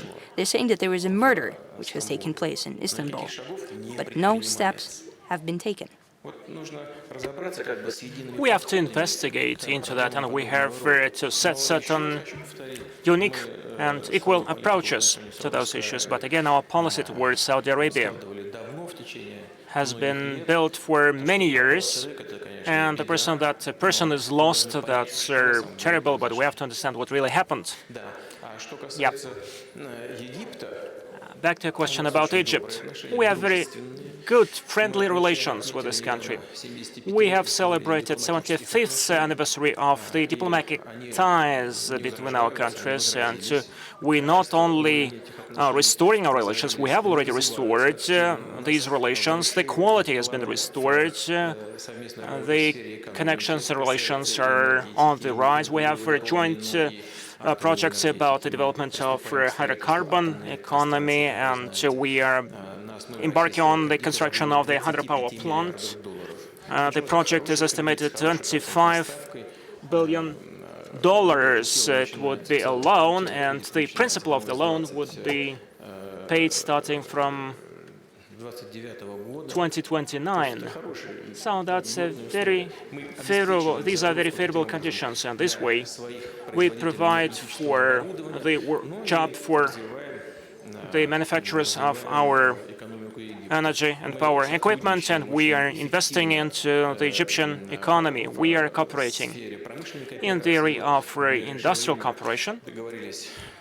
We agreed that we would get a big land plot,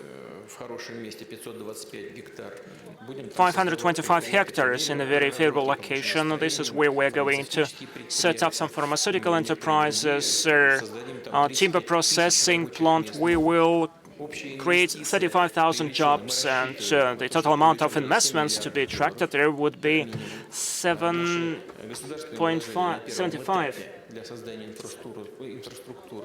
billion, and actually the cost of the infrastructure would be about $120 billion, because we have to establish necessary infrastructure. We're working a lot in the area of military cooperation. So we are doing some joint exercises and drills on a regular basis. So only yesterday the exercises finished on the territory of Egypt. were not finished, still going on, and we're going to develop our relations there. Our partners are interested in that. As for the involvement of Egypt in Syria is concerned, the role of Egypt is quite noticeable. There is the so-called Cairo platform, which brings together a number of opposition groups. We see that Cairo has a very positive impact on those people. It pushes them to cooperate with, to interact with the Syrian government. Certainly they have their own view how the work should be arranged, but the final result, as usual, this is a compromise. A follow-up question, very practical one. Security of flights from Russia to Egypt and from Egypt to Russia, have you already closed that question? No, you know that we have suspended flights from Moscow to Cairo. And actually, we are discussing charter flights to Sharm el-Sheikh and Hurghada. We discussed that issue with President Assisi. How do you believe that very soon these routes can be opened, but our specialists, our experts from the Ministry of Transportation and Special Services, which are providing security, along with their Egyptian counterparts, have to work on that in more detail. And I do hope that it will take place in the nearest future. Professor Talaraya, please. Georgy Talaraya from the Russian World Foundation and BRICS Studies Institute. Mr. Putin, we spoke a lot today in the morning about Eastern Asia, about the European Pacific nature of Russia. And this autumn, this fall, I do believe is quite significant for the Asian agenda, because the Eastern Economic Forum brought together all the leaders of the Asian countries and East Asian countries. I know that you intend to attend the Kuala Lumpur summit meeting. There are problems in Asia, and big ones, and one of the biggest problems is the one of Korean Peninsula. So some progress was made in that respect. Last year we discussed that we are on the brink of a war. This year we are on the brink of peace. How Russia can facilitate peace process, for instance, facilitate some agreements between Russia and between the United States and North Korea. Russian diplomacy certainly does a lot, but probably it can do more. The same is true of sanctions, because we suffer from sanctions. Our three-party project, Rajiv Hassan, suffers from that. Probably we can take certain measures about that. Thank you. You know, the situation of the Korean Peninsula in general, I think, is developing in a positive way. This is what you have noted, and this is quite obvious. And you said that everything was on the brink of a war. Now it is on the brink of peace. We see direct context between Donald Trump and North Korean government. I do hope that it will be promoted in the near future. We know that a new summit meeting between Kim Jong-un and Donald Trump is going to take place. Hopefully it will take place. Let me express my position on that issue. I don't think that this work is going to be efficient if it is one-way street. You cannot demand full disarmament and denuclearization from North Korea without providing security guarantees. This is unrealistic. But still, everything is possible if North Korea takes the words of the United States. Probably it would be the best option to provide the détente. I'm not sure, but how Russia can play a positive role in that respect. We can implement those three-party plans which were mentioned more than once. This is about connecting the railways from Korea to the northern part of Russia, pipeline transportation from Russia through South Korea to North Korea. Some joint ventures could be set up.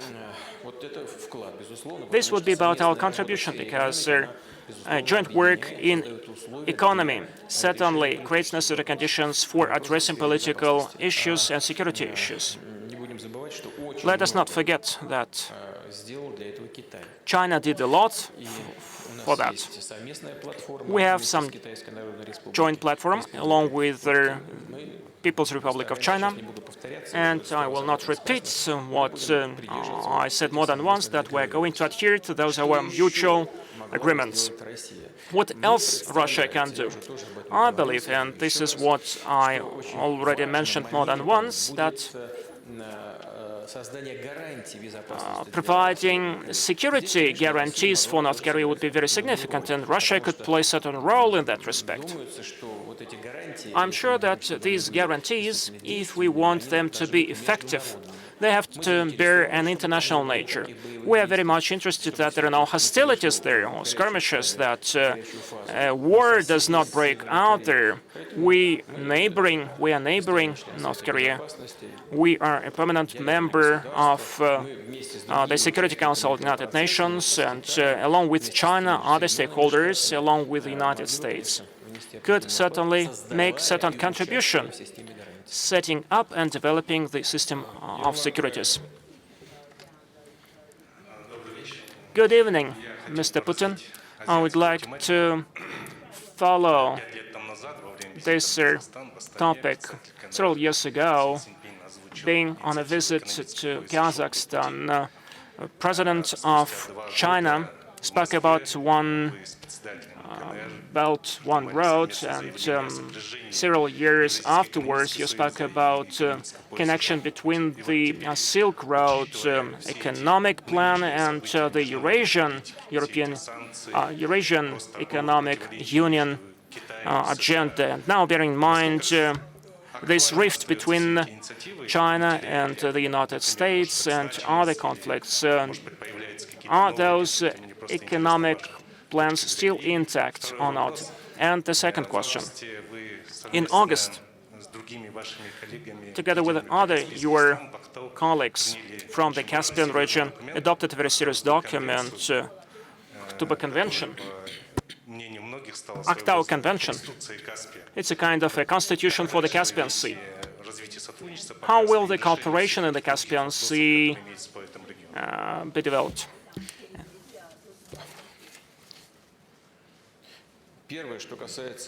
First thing, about the Chinese initiative of the Silk Road and the economic component of it.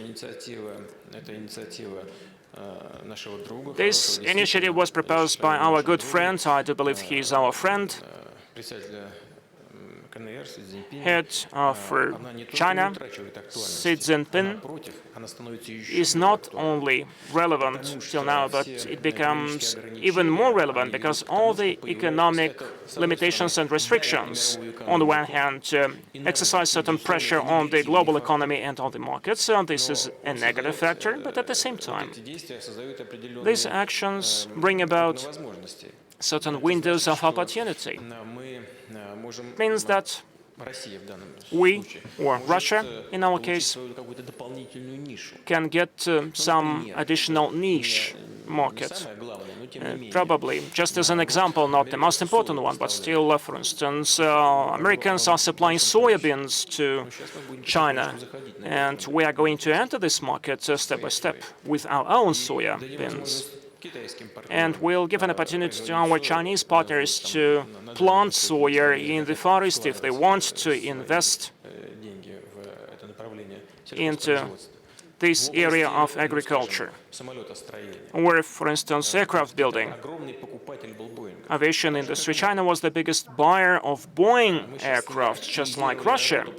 And now we facilitated the development and construction of the big hull aircrafts, and we are going to develop and construct heavy helicopters. We are going to jointly work on some space programs. we have a big turnover in terms of military cooperation. And we agreed that we will not only sell, but we will also transfer technologies. We are very much interested in that. And certainly this is not detrimental to our security, no doubt. And I also bear in mind the level of confidence in our relations. Development of infrastructure is very important for the region in general. That's why we welcome, in the framework of this Chinese initiative of the Silk Road, we welcome participation of our Chinese friends in development of the Northern Sea route. So the Silk Road Fund is one of the shareholders of our new enterprise on LNG in the Arctic region. This enterprise was set up by Novatek along with French Total. This is a very specific case. So the enterprise has been set up and it is working already. And because of the sanctions, this initiative doesn't lose its relevance. On the contrary, it acquires more significance. The level of trade turnover with the European nations, by the way, it is going up. So it dropped almost 2 times, but now it is going up. And we see an accelerated growth in the trade turnover with the Asia-Pacific region.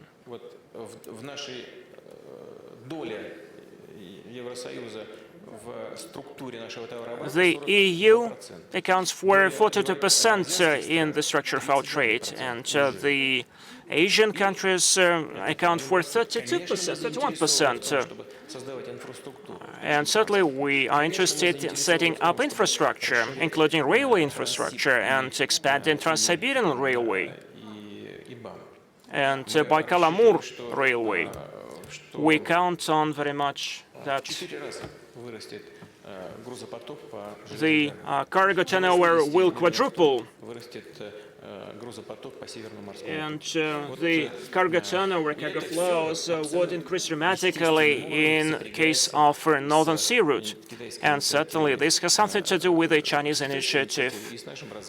And this is also very closely connected to our development in the Eurasian Economic Union.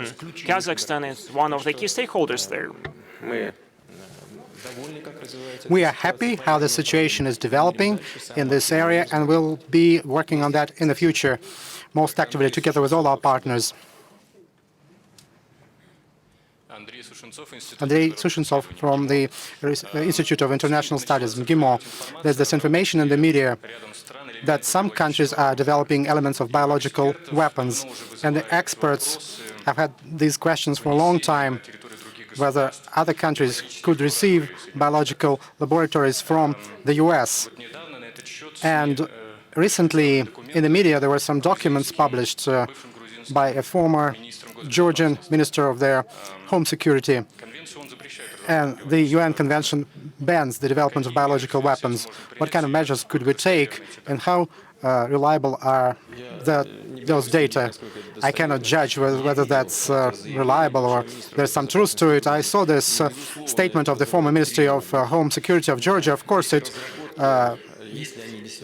is a source of concern. If such developments are going on, they are very dangerous, connected with the latest genetics achievements. That would mean that,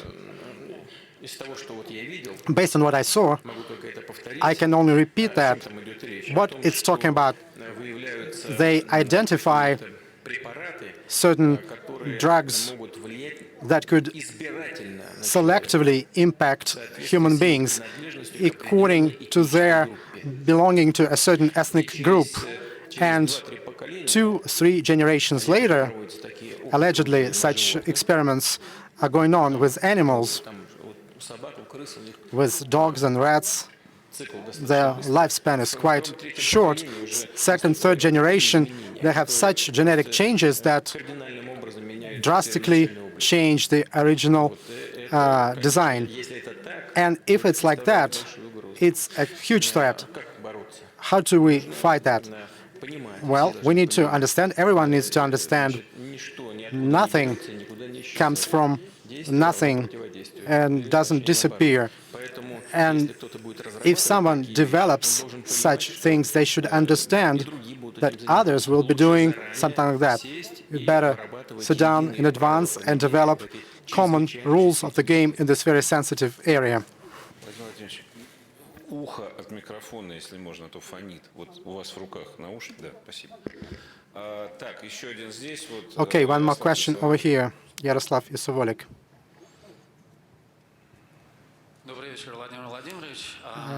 Mr. President, good evening.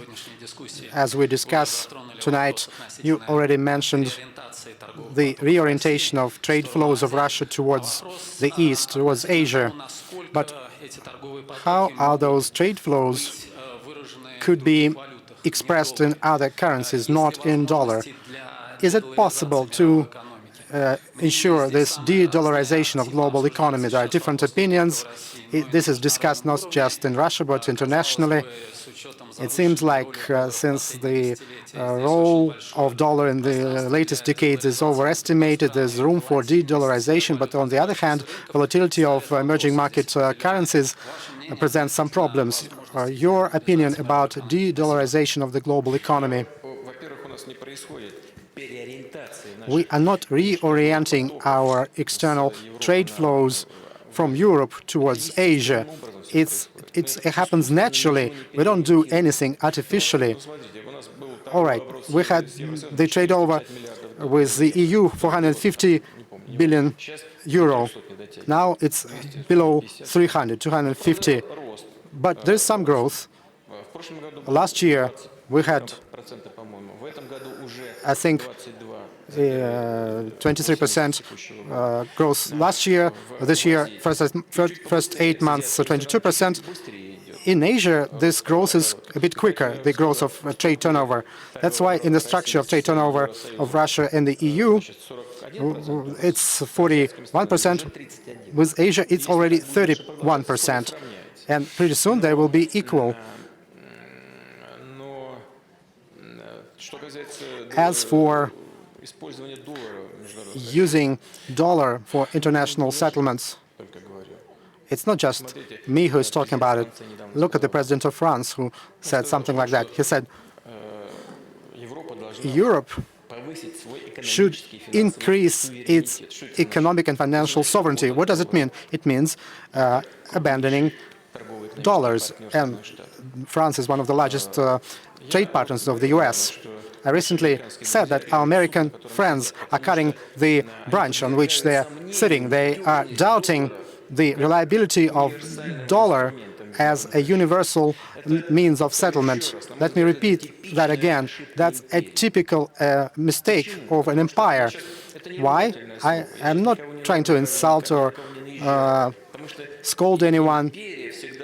Empires often think that they can make some little mistakes, they can,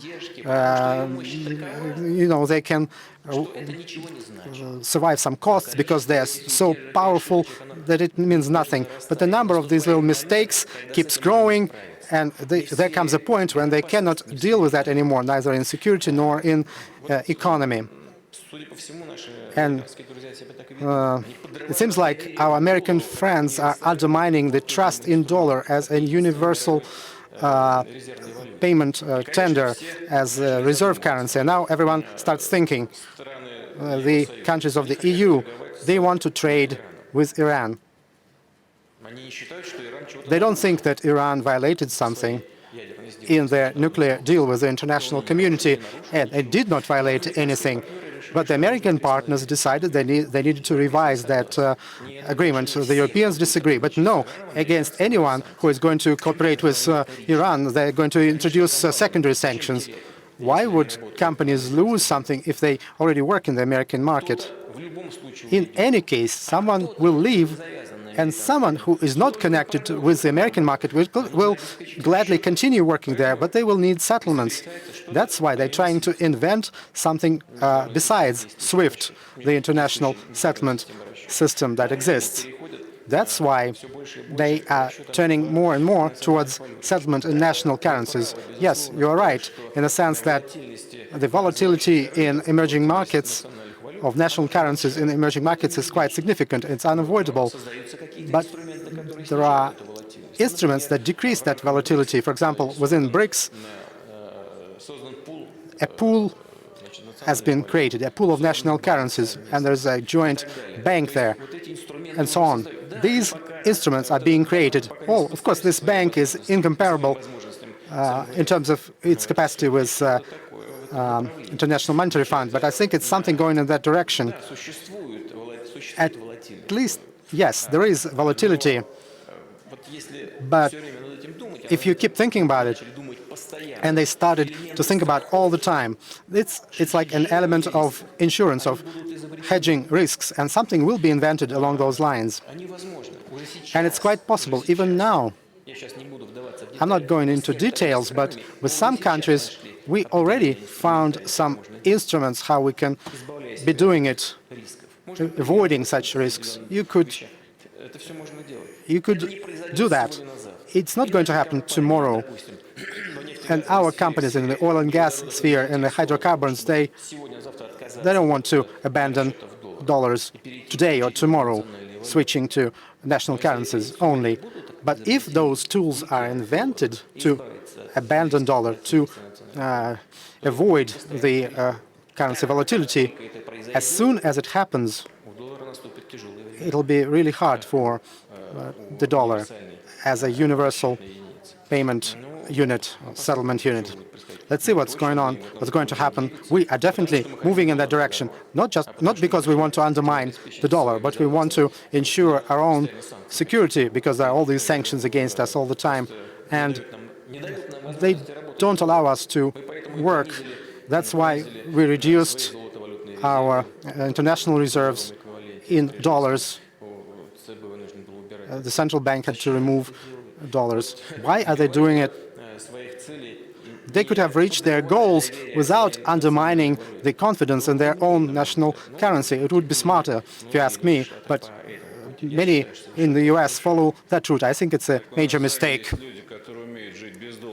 We have people in the room who know how to live without dollars. Ambassador Sinjapur from Iran. Thank you, Mr. President. I'm Kazem Sajjadpur, Institute for Political and International Studies, Tehran. Thank you again. I have a question about militarization of Middle East. 3 facts. First, there are military activities in Syria beyond the control of Syrian government. Second, there are people in the United States emerging who were responsible for invasion of Iraq and no cons. Third, there are some actors in the region who really want a military confrontation, bringing U.S. to a broader military confrontation. How do you see the picture, and how would be the U.S. response? Do you feel there is more militarization in the region, and this militarization need to be contained? Thank you.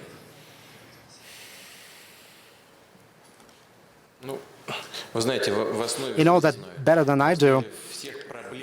The cause of all problems in the Middle East, the root cause, is Palestine-Israeli settlement. No matter how you look at the Middle East, in the final analysis, this is where we get. That's why we need to do everything we can to resolve this issue, so that there would be direct contacts between Israel and Palestine, so that multilateral efforts to resolve this crisis would restart. It's going on for decades now. That's one thing. All right, there are new crises related to terrorism. And the activities of our American partners do not contribute to the improvement of the situation in this area. On the contrary, we all know that. Let's repeat for the 100th time. You said the attack on Iraq, and the result, the growth of terrorist threat due to the weakening of their statehood. That's what happened. What about Libya? There's no state there anymore. These are just groups, armed groups that exist there fighting with one another. It's a disaster. Gaddafi used to say that Libya was this unsurmountable barrier for migrants from Africa to Europe. He used to say, "What are you doing? You are destroying this wall." And they did destroy this wall, and this is what's happening. And they're looking for someone to blame. They have themselves to blame. If you don't like a certain regime in a certain country, all right, it could happen. But to act like this by destroying the existing regime without offering anything in return, or by offering something that for a certain nation, due to their historic course, is unacceptable or could not be implemented, it's absolutely immoral policy, irresponsible policy that leads to such results.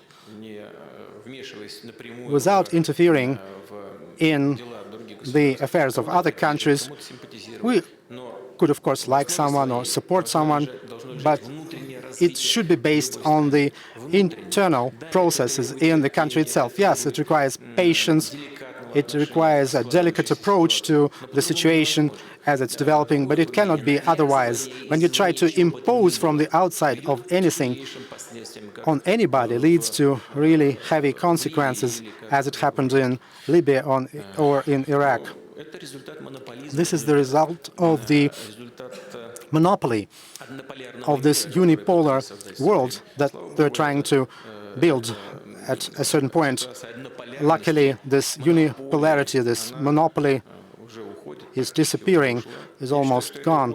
I think it's very dangerous, including for the monopoly itself, because they're losing their guidelines, and you get the sense of impunity, that you can do anything, and it's always dangerous, leading to hard consequences.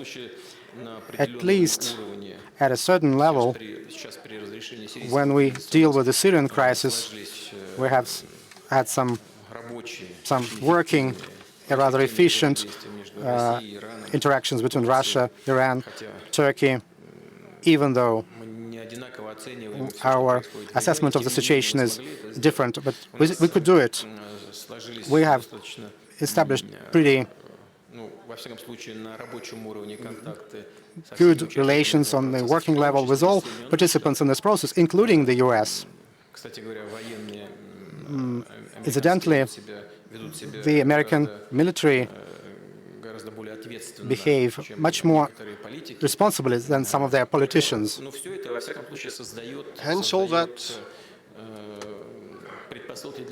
provides some conditions to improve the joint work.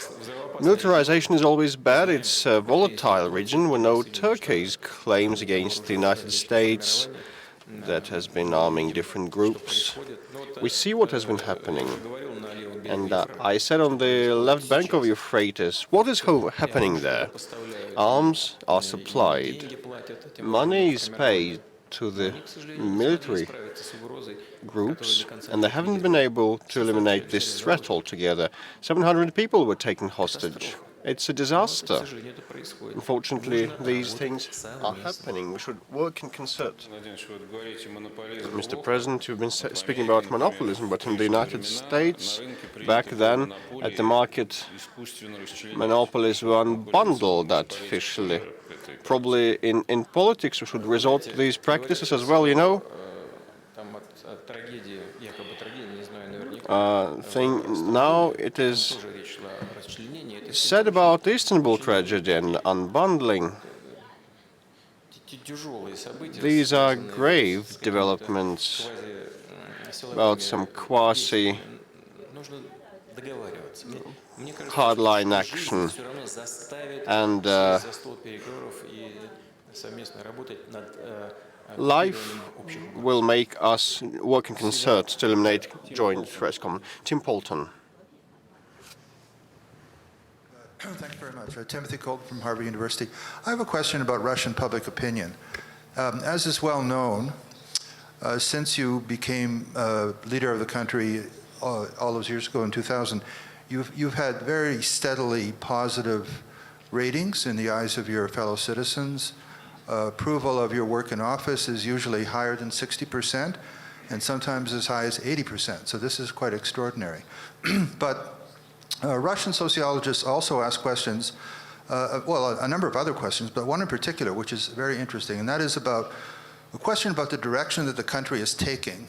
And if we look back, we have this information all the way back to the 1990s. There's often a rather large difference or gap. That is, it's very commonly has been the case that support for you personally coincides with many Russians actually thinking that the country is going in the wrong direction. Now, after 2014, the so-called Crimea bounce occurred.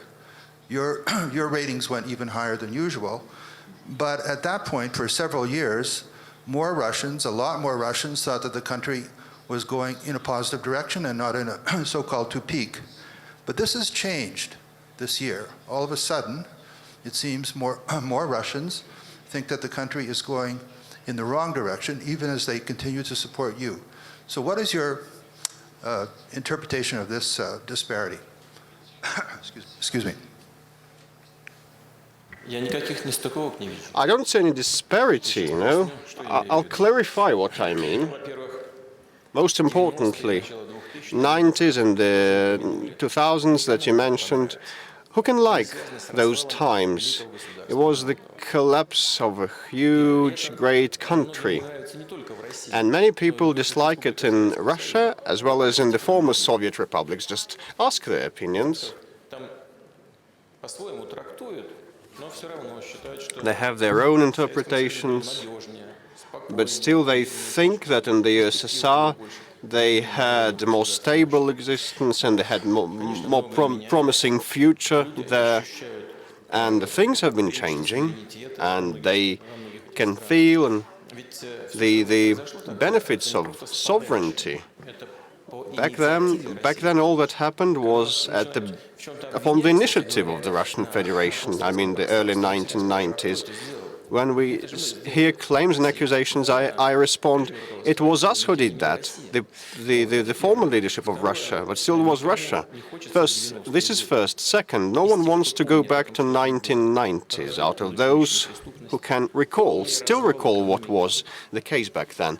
A full collapse of the economy, of the welfare, of the health care, rampant crime, and there was no education. There was pauperization of common people, and back then the main advances of the past years are not only about stabilizing the internal and political situation or overcoming the most acute issues of fighting terrorism on our own soil. We had a civil war in progress, hostilities, as I said.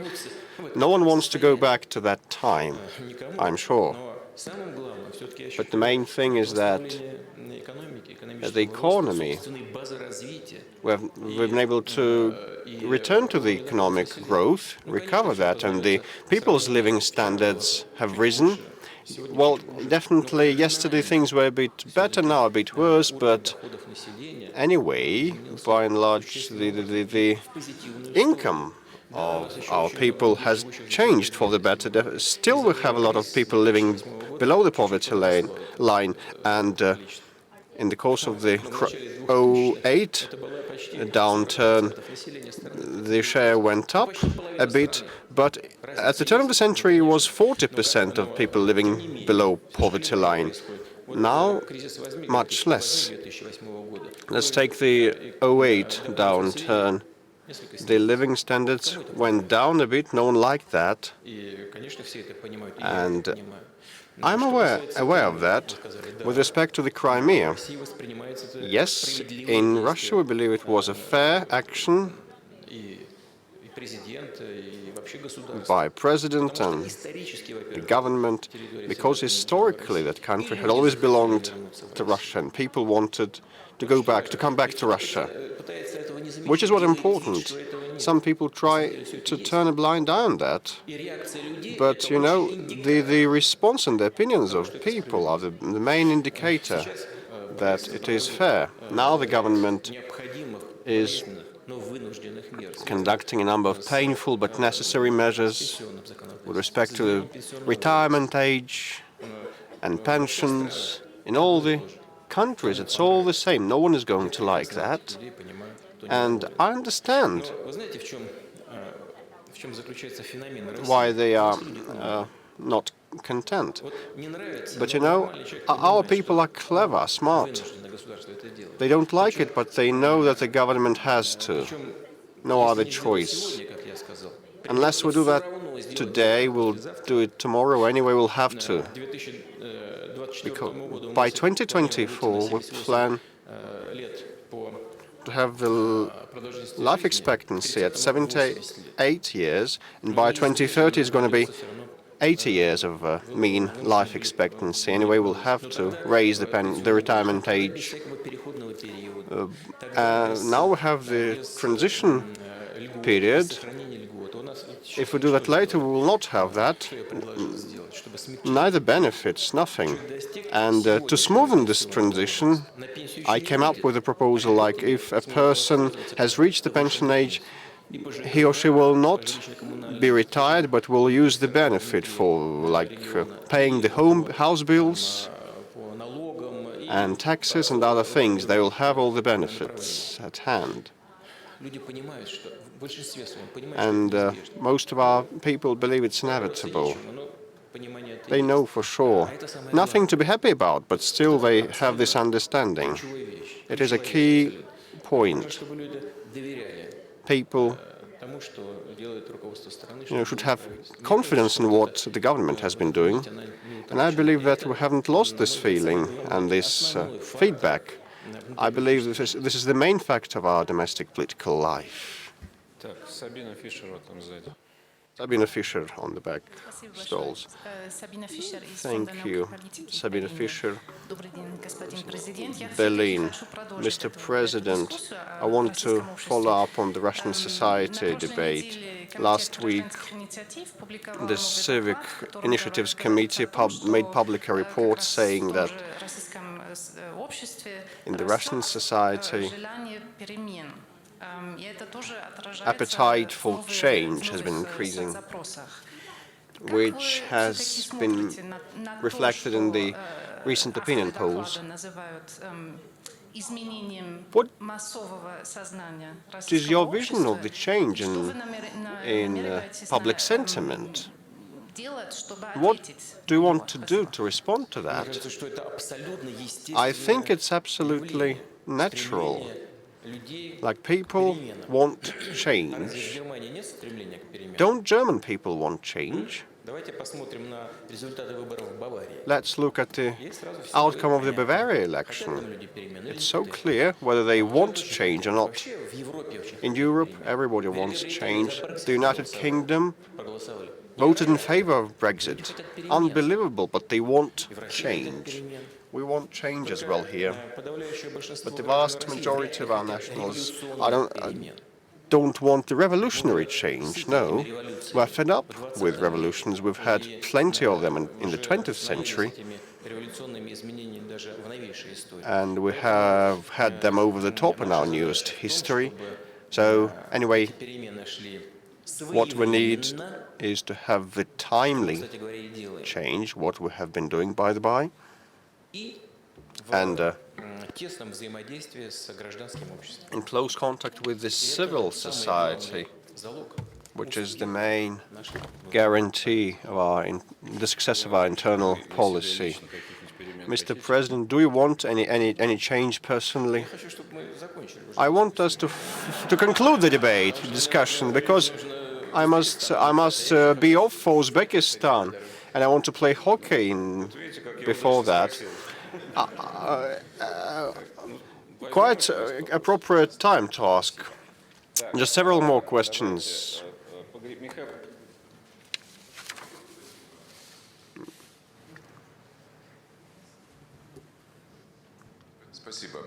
Thank you, Mr. President. I think we wouldn't have the full-fledged talk, but let's mention Ukraine. Without that, we wouldn't have a complete discussion today. Sergei Viktorovich discussed the homeostasis situation in great detail, but will you utter some words of optimism? And the authorities of my country have been doing their utmost to deadlock the issue. The United States and the person of Walker put their shoulder to assist that, and the Normandy format is at a standstill, and nothing has been happening there. Do you think there may be, in mid-term, there may be chances to have the things unlocked and ironed out? It's a festering sore, a wound in our relationship. I will just have to repeat what I said before. We know that the thorniest issue here is the Donbas crisis, and I think that many will concur, like organizing terrorist attacks and assassinations of representatives that have been elected by the local population to rule these regions on the part of the special services of Ukraine is the worst way to get along well with those territories. The best way is to deliver upon the Minsk set of measures. No one made them subscribe. It's a trade-off document. One could rattle on for hours, but you know, the Ukrainian authorities of today are not going to implement the Minsk arrangements because of their political situation, the forthcoming presidential and then parliamentary election. That ties the hands of all the political forces, because any step towards the opposite side, and you know better than I do, will be deemed as high treason. Can one count upon the execution, implementation of the Minsk set of measures? Within this context, we should only desire and wish one thing: there should be no temptation, there should appear no temptation to aggravate things and use the aggravation in the internal political struggle in the view of the presidential and parliamentary elections. This is what we have been thinking about, and this is our plan maximum. And the Russian Federation wants the full-fledged, definitely, recovery of a relationship with Ukraine. And currently, the Ukrainian regime is not merely deadlocking the situation. They're conducting an anti-state and anti-public policy the same way that it was trying to be done by Saakashvili in Georgia. He tried to do the same by attacking the South Ossetia. As a result of those basically criminal actions, Georgia has lost significant territories. As a result of Saakashvili's actions, this is the result of his work. It would be very sad if today's Ukrainian authorities would follow in his footsteps.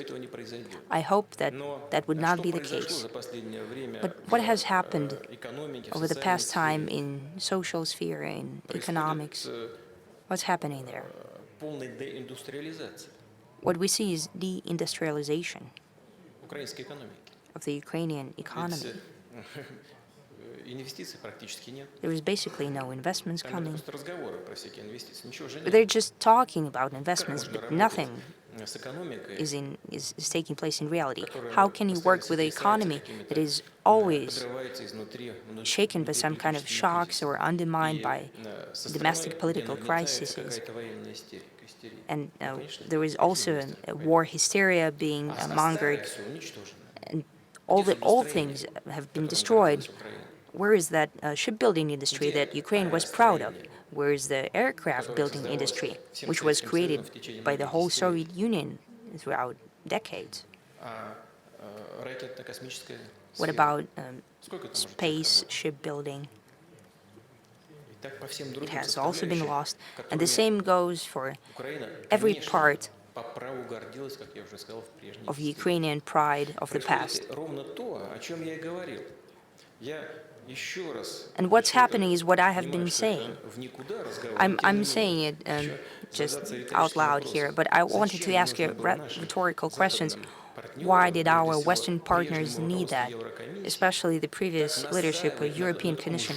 Why did they have to insist on such a hard choice of hard engagement of Ukraine in the European Association? What did that give to Ukraine? The open market? So they're asking for Ukraine to bring out round timber, but it's not Siberia. 3 or 4 years of work, and they're going to destroy all of the forests. And now, Western partners are asking for GMO products in agriculture.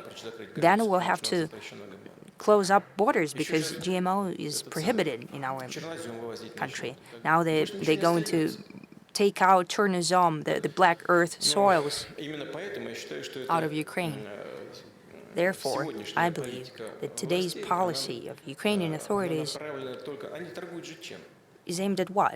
What are they trading with? They're trading in Russophobia and anti-Russian sentiments. There are no more goods there, and they're being forgiven for everything for that.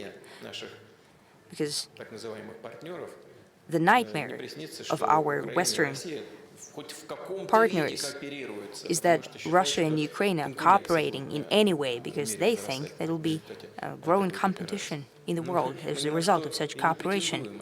But we don't have the claim for that. We just wanted to have normal work. Why did they have to open up Ukrainian markets without giving anything in return? And demanding from the Ukrainian government constantly to raise the prices for gas, because they understood that the purchasing power of the population is not so high. They used to gather just peanuts for the gas industry before, and now they're basically gathering nothing. All benefits, all pensions are at zero. So we're going to have to wait for the domestic political cycle to end, and I truly hope that with the new leadership of the country, we'll be capable of building at least some kind of relations and agree on something. We're prepared for that, and we want... Thank you, Mr. President, for this large and deep discussion. Pleasure. I am in politics for 40 years. I have never seen the world so dangerous.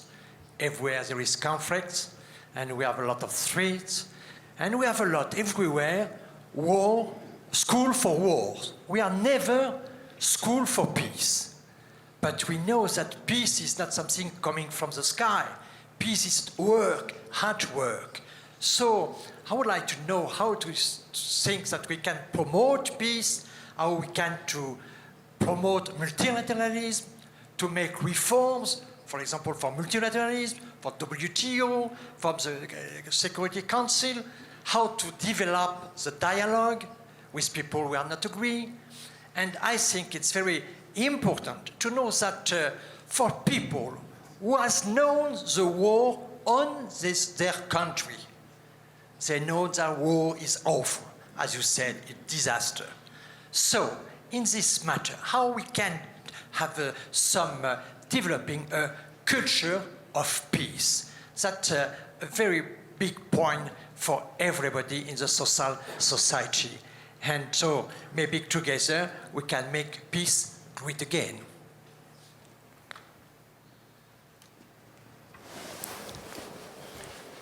Об этом можно говорить очень долго. Now, we can talk about that for a very long time. Я думаю, что предыдущие проблемы, I think которые that the возникли в предыдущие previous годы, issues, the issues that happened in the previous years in global affairs that you were talking about, связаны как раз с that has to do однополярностью мира, with который, как the кому-то nature of показалось, the world возник being после unipolar, развала Советского what Союза. seems that has happened after the collapse of the Soviet Union. Now the world is bouncing back and it's becoming, if it hasn't become already, multipolar, and that unavoidably will bring us to understanding that there is a need to reinstate the meaning and significance of international law and universal institutions as the UN. And by building from the UN Charter, by using everything good that has happened, that has been achieved throughout previous decades, building from trust to each other, we should be very careful and cautious about those elements of trust that we still have in place. We have to learn to listen, to hear each other, to respect each other, and to be prepared to find compromises based on that. I believe that in the end it is unavoidable, and the sooner we have that, the better. We're prepared for such development of events. Mr. President, you have one question before we end our session, but I cannot give the floor to. I cannot help but give the floor to the laureate of Valdai Development. My colleague Petr Dudkevich has received the award, and it was well deserved. So I would like to give him the floor in the end.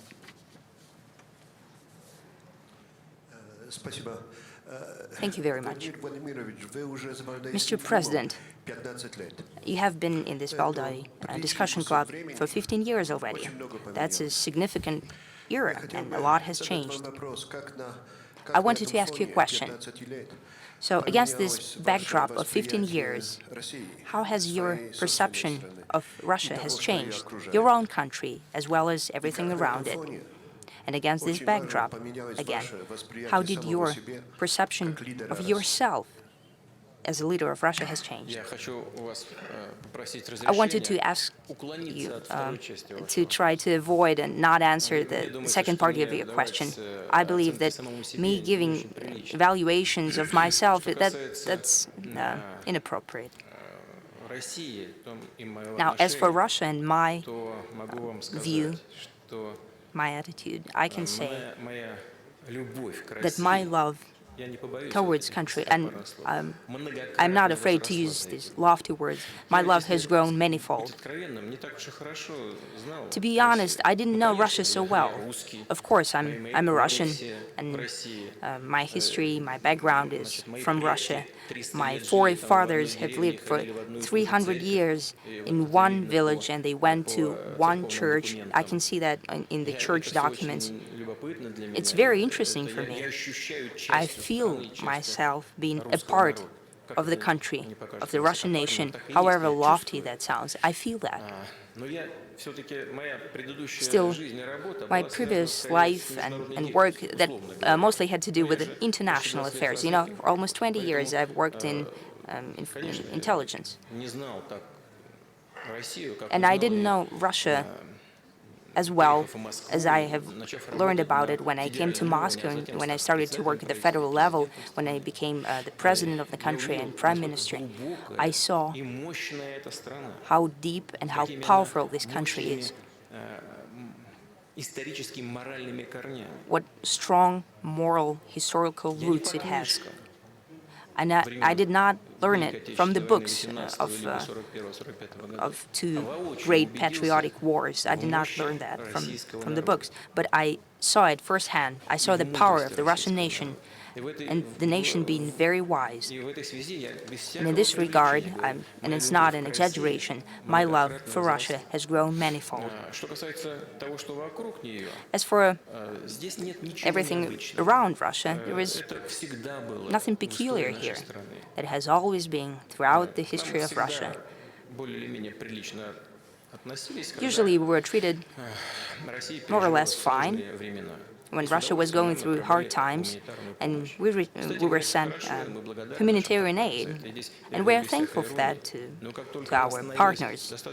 There is no irony here. But as soon as this aid, as soon as Russia became a strong competitor in international affairs, right away there were issues being created in the path of Russian development. Looking at the logic of relations in the global arena, it is quite understandable. I guess you could understand that. How is it to have a strong competitor? It's better to move forward without any competitors, without any rivalry. But it's detrimental to those who are being the first ones ahead of everyone, alone. So, and I have said that before, despite the fact that we see a lot of threats in the world is becoming more balanced because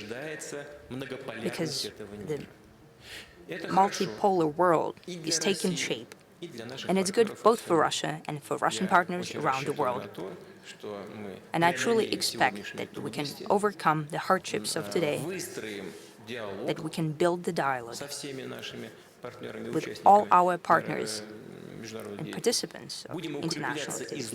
We'll be strengthening ourselves from inside, and that will give us the opportunity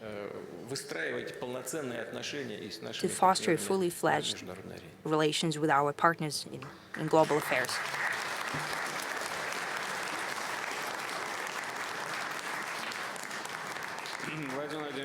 Mr. President,